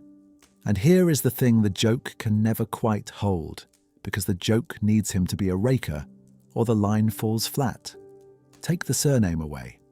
Call him Richard the Baker, Richard the Carter, Richard who mended shoes in a stall against the wall. And the story stops being funny at once.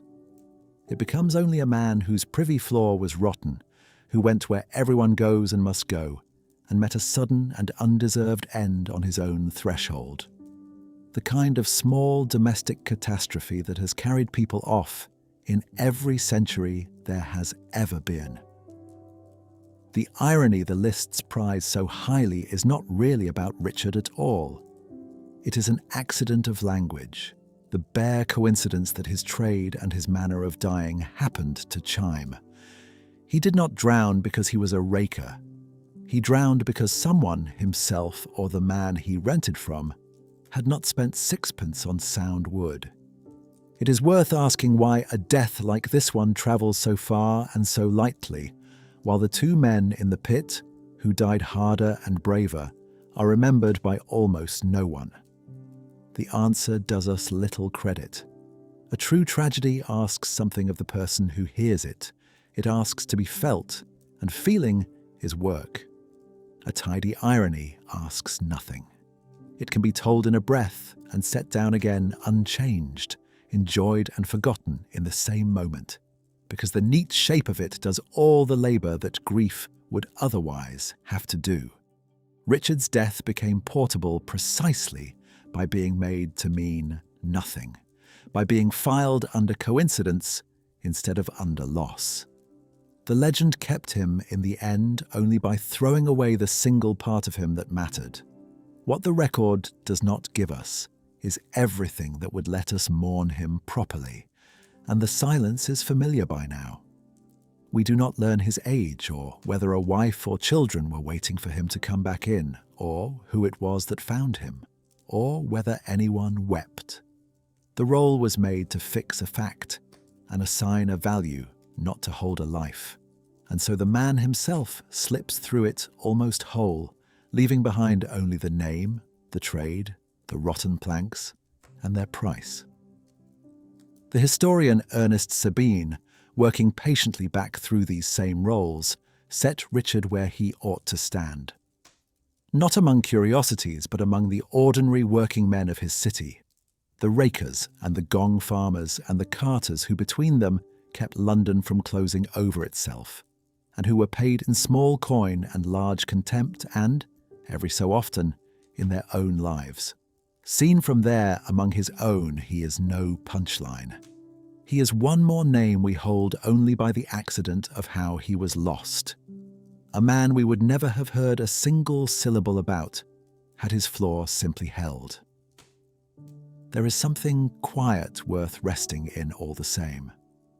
The pit beneath the boards was never only the Gong farmer's place of work. It lay waiting under every floor in the city, under palace and hovel without distinction, asking nothing of the people above it, but that the wood between them, and it be kept whole. Most lived their whole lives in comfortable forgetfulness of the dark to directly beneath their feet. But not every one of them looked away.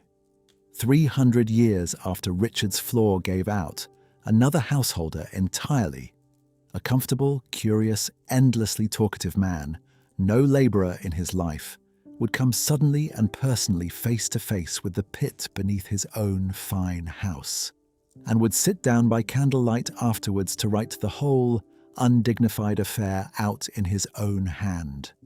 Warmly at length, with a great deal of complaint and a flicker of laughter, and very much alive to tell it. On the 20th of October in the year 1660, a rising young naval official went down into the cellar of his London house and put his foot, in the dark, into what he would set down in his private diary that same evening, with his usual flat honesty, as a great heap of turds.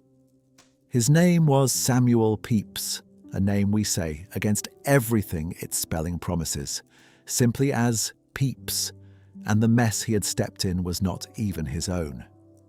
The pit beneath his neighbour's house, a Mr. Turner, had filled past its limit and found its way through the shared earth into Pepys's cellar, the way the underground was always quietly doing, with no regard at all for the lines men drew between one property and the next. "Which doth trouble me," Pepys wrote, in the resigned tone of a man surveying a ruined evening, "but I will have it helped." And then, being Pepys, he went to bed, and the next morning got on with his life. You know this man. That is the strange and lovely thing about him, 360 years down the line. You have met him because in this small moment he is doing exactly what any of us would do. He has come home tired, found a domestic disaster in the dark, registered his disgust, promised himself he will deal with it, and decided that tonight, at least, it can wait. There is no grandeur in it, and no horror either.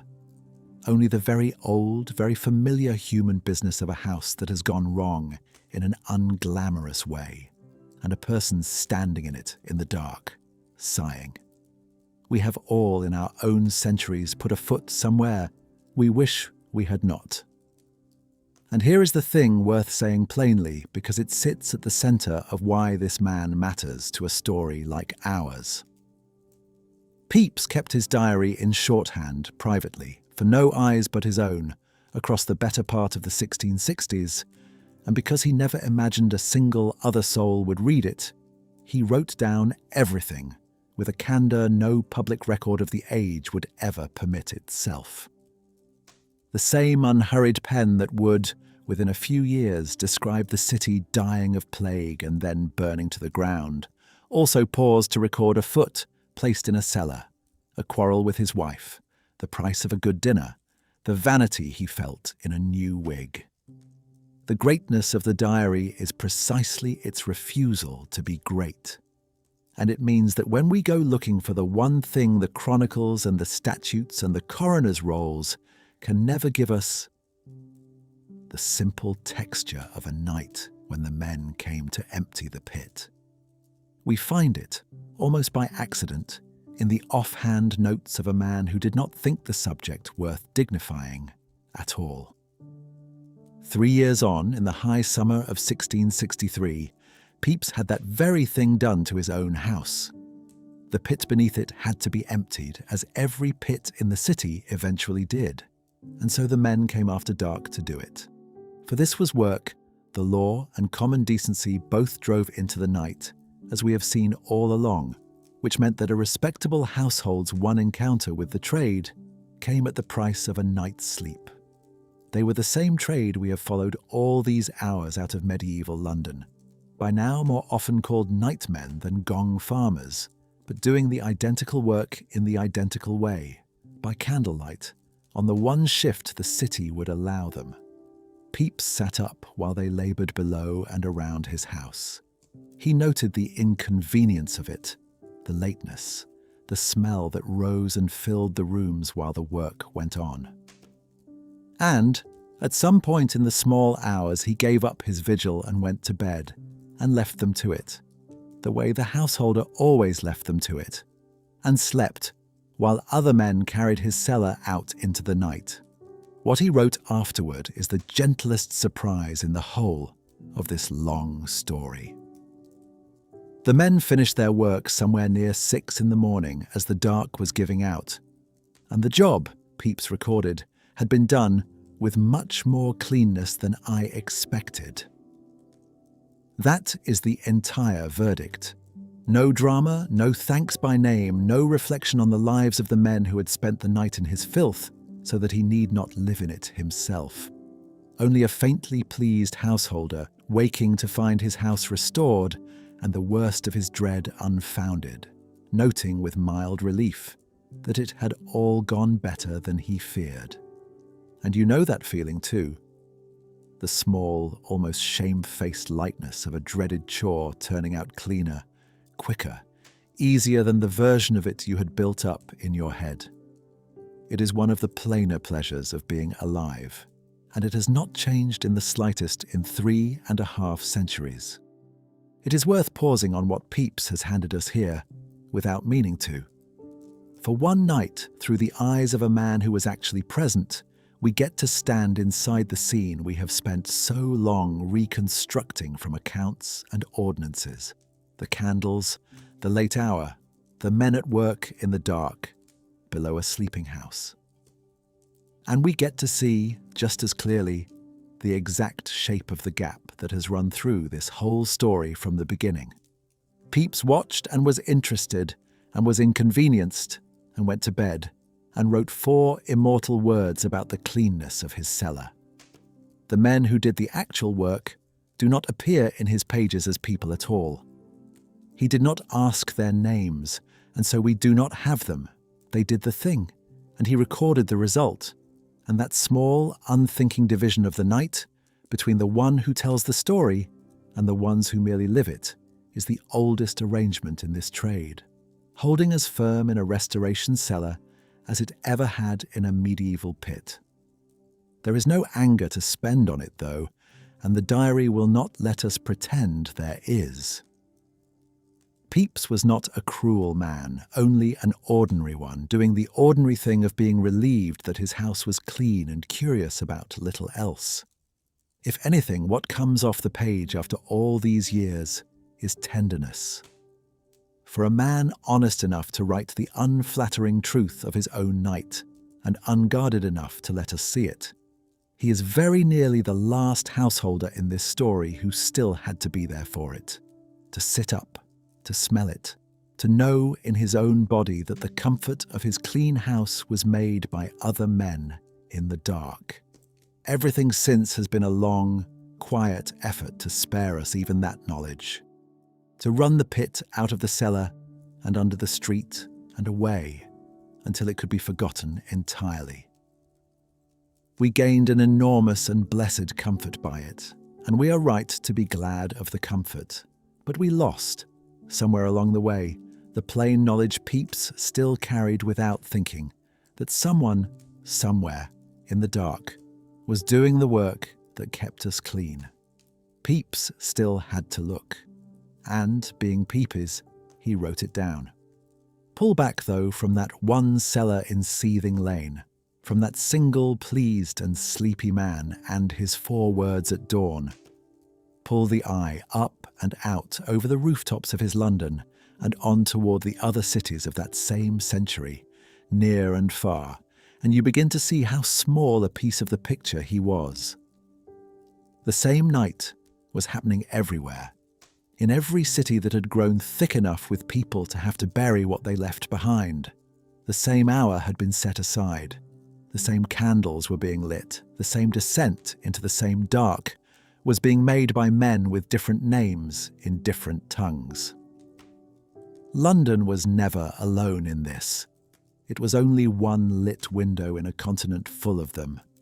And some of those other cities went about the work in ways stranger than anything Pepys ever stepped in. And some of them, in their own fashion, were writing it down too. Far to the north of Pepys's London stood a city that managed the same nightly problem in a manner he would have found scarcely believable. Stand in one of Edinburgh's narrow closes at 10 o'clock at night and wait, and you will learn the local customs soon enough. Above you, the tenements climb story upon story, 6 and 8 and 10 floors of them, so tall and so closely packed that you can barely find the sky between their gables. Some of the most crowded dwellings in all of Europe, stacked with families from the cellar to the rafters. And at 10, when the drum beat the hour, the windows would swing open the whole height of the building, and the people would empty the day's waste straight down into the street, calling out one word of warning as they did. "Gardez-lou," they cried, a worn, smooth scrap of old French. "Gardez-l'eau," mind the water, though water was only the polite name for it. And anyone passing below who valued his hat and his coat had best have shouted back his "Hold your hand," hold off, and pressed himself hard against the wall, while the contents of 100 chamber pots came down through the dark. They called the place Old Reeky, Old Smoky, though the smoke was the least of what hung in its air. Visitors arrived prepared to be amused by the city's famous perfume, and left, having found it worse than any warning. The filth lay in the high street and the closes all night where it had fallen, and in the early morning, before the respectable city was properly awake, the magistrates' men came through with their carts and their shovels and carried it away to the margins of the town, and it fell on everyone alike. For in those tall stairs the gentry and the poor lived stacked one above another in the same building, and the night's waste made no distinction between them. By the middle of the 1700s, the council had bound the whole business up in law, an Act of 1749 among them, fixing the hours at which the stuff might be thrown and the hours by which it had to be gone. And there, in another country, in another century, under another sky, is the very arrangement we have watched from the beginning. The waste belongs to the night. The men who handle it belong to the night with it. And the daylight city is to be spared the sight of both. Only the costume had changed, and it was not two cities, but every city. Cross to Paris, larger and older and prouder than either London or Edinburgh, and you find the same labour divided into trades with their own names. The vidangeurs, the men who emptied the cesspits beneath the houses, and kept carefully apart from them, the men who went down into the sewers themselves. Go down with them in your mind's eye by the same lantern light, into the same close dark, beneath the same indifferent streets, and the dizziness begins to take hold, because it is all, everywhere, the same.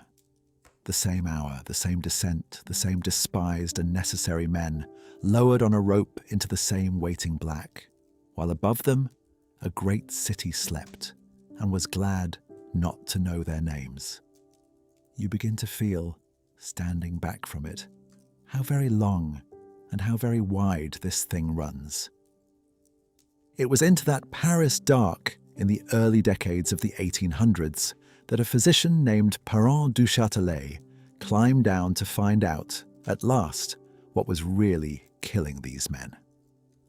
Everyone already knew the answer, or thought they did.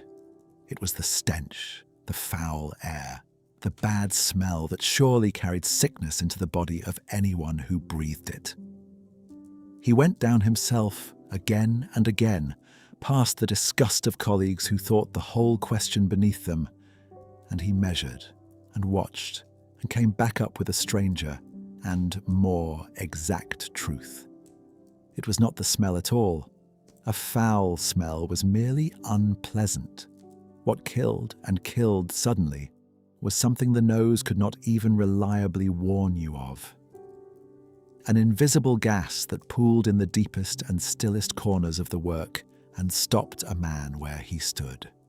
He had found, with his instruments and his patient notes, the precise thing that had taken the two men in the London pit 5.5 centuries before him. Descending in earnest, the science of the 19th century met, waiting for it the oldest killer in this whole story, exactly where it had always been. There is something worth turning over slowly in that, and it is not altogether comfortable. For what had the careful doctor actually discovered? Only what every Gong farmer and vidangeur and nightman who had ever gone down into the dark already knew in his own body.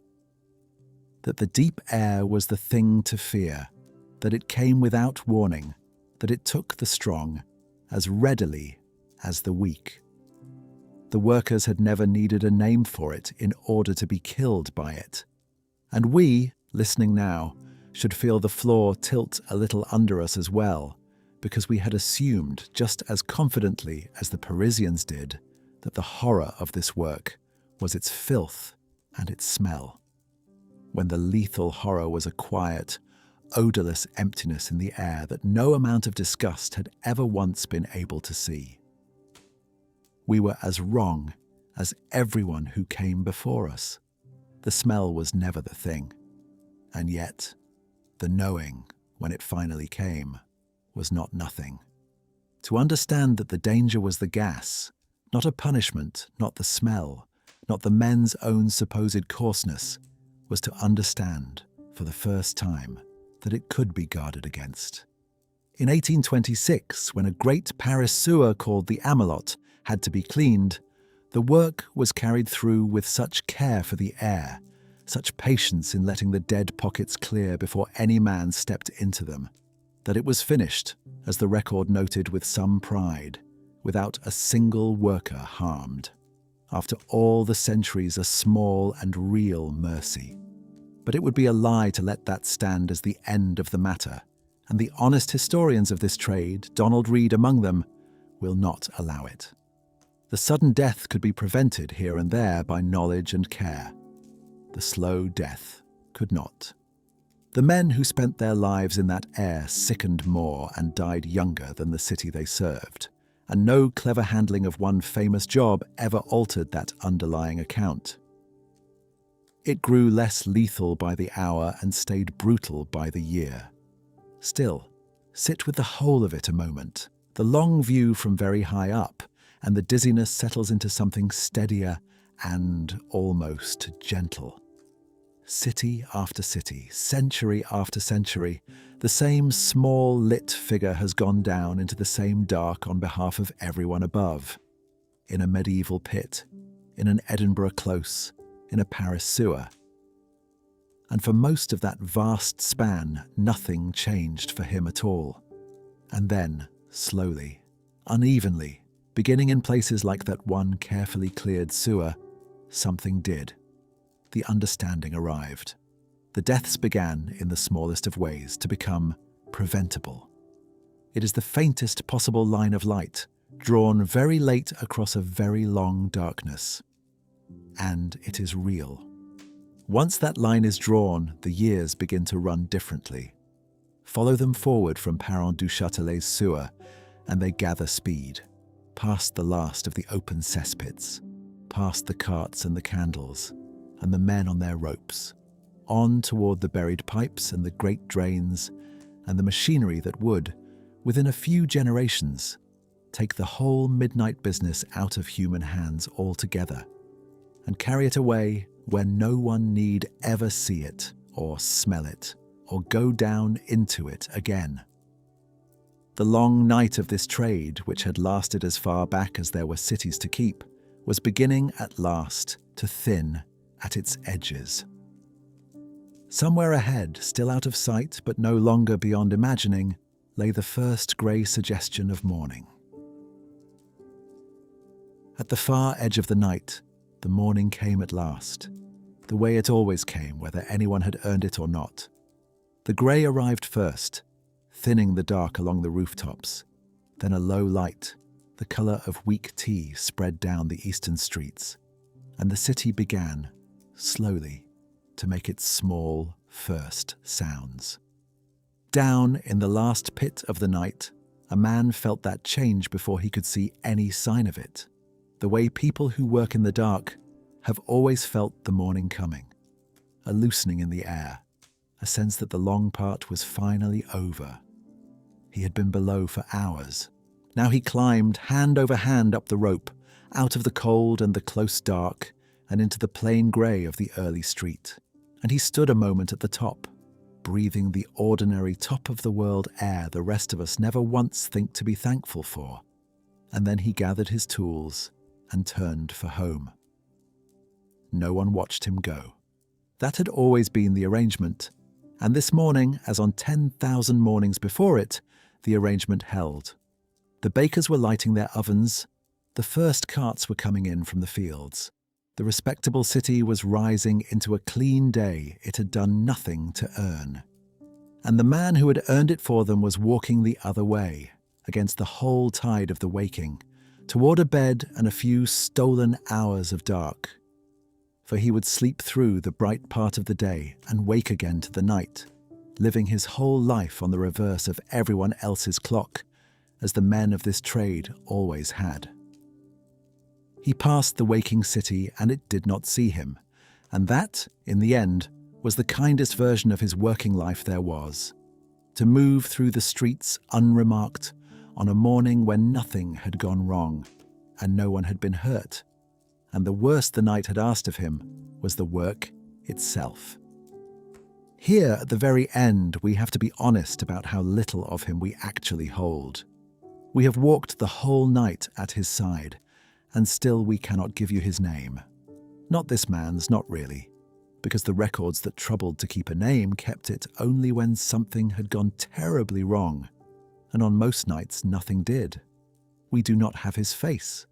No one ever drew it. What he thought as he went down, whether he minded, or whether the work had long since become simply the work, the way most work does, we cannot say. Whether he had children who were proud of him or ashamed, or merely glad of the bread, we do not know either. Even the handful of names we did manage to keep, a man bound by a contract, a man who won himself a monopoly, a man who fell through his own rotten floor, reach us only as functions or as accidents, never as faces.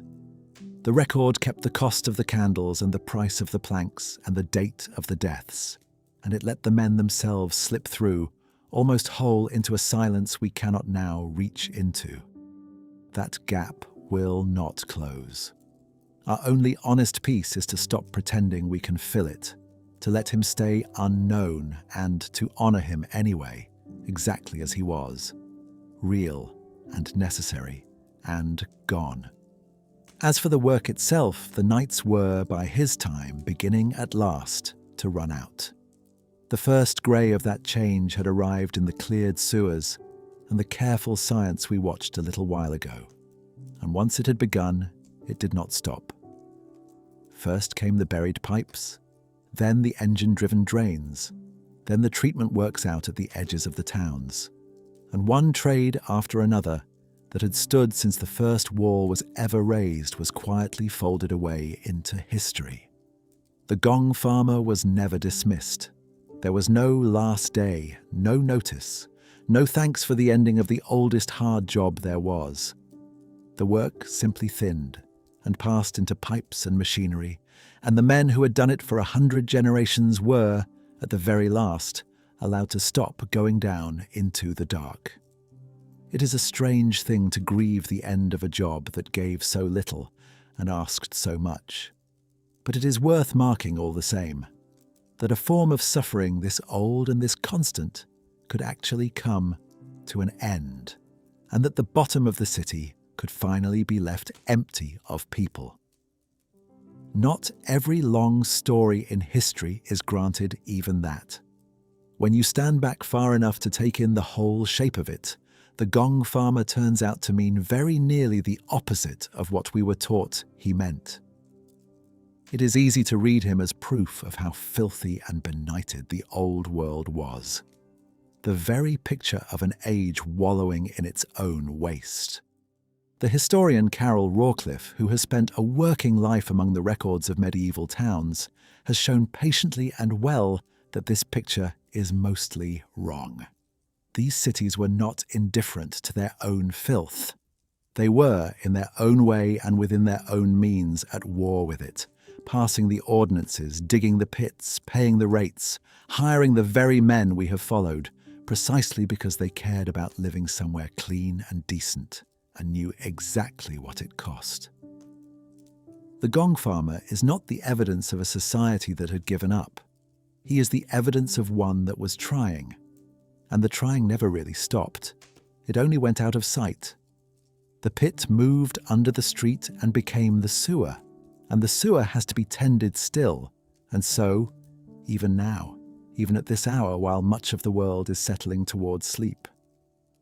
There are people down in the dark beneath our cities, in the places the machines cannot reach, doing work that is still hard and still carries its risks and still goes, mostly, unseen. The Gong farmer never truly left us. He put on different clothes and learned new tools, and went on doing the one thing every gathering of people has always needed someone to do. We only got better across the long centuries at not having to look at him. There is a quiet worth holding in that, here at the close of the night. It is an easy thing to build a world that hides its hardest work. Every age has done it, and ours does it more completely than any before. The harder thing, and the rarer, is to turn and look at the hidden work honestly, without disgust and without pity either, and simply to see the person who did it, and to grant him, even centuries too late, the plain dignity of having been real and useful, and mostly uncomplaining about a task the rest of the world could not bear so much as to name. We do not owe these men our guilt. Guilt is cheap, and they would have had little use for it. What we can offer instead is the one thing their own time would not: our attention, freely given, with no flinch left in it. To have spent one night seeing them clearly is a small repair, but it is a real one, and it was owed for a very long time. And now the night is nearly over. Ours this time, as much as theirs. We have come a long way in the dark together, down into the pits and the cellars and the close-back lanes, through the candlelight and the cold air and the patient, faithful, unthanked labour of people who are not here to know that anyone ever came back for them. It is enough to have come. There is nothing left to carry now. The work of the night is done. So let it settle. Let the city in your mind go dark and quiet. The pits are empty now, and the Gong farmers' long trade is over, and the men have gone home to their rest, every one of them, across all the centuries, at last. The morning they work toward has come. It is a clean and ordinary morning, and it was paid for, in part, by hands you were taught never to see. Now you have seen them. Now you can let them go. To the man at the bottom of the dark, who kept the city alive and was never once thanked for it, the long night is over. Your work held. The morning came and it was clean, and the people you never met are grateful at last. And you, who kept watch with us all the way down and all the way back, there is nothing left to do now but rest. The pits are empty. The long night is over and the morning has already come. Sleep well. It will keep without you.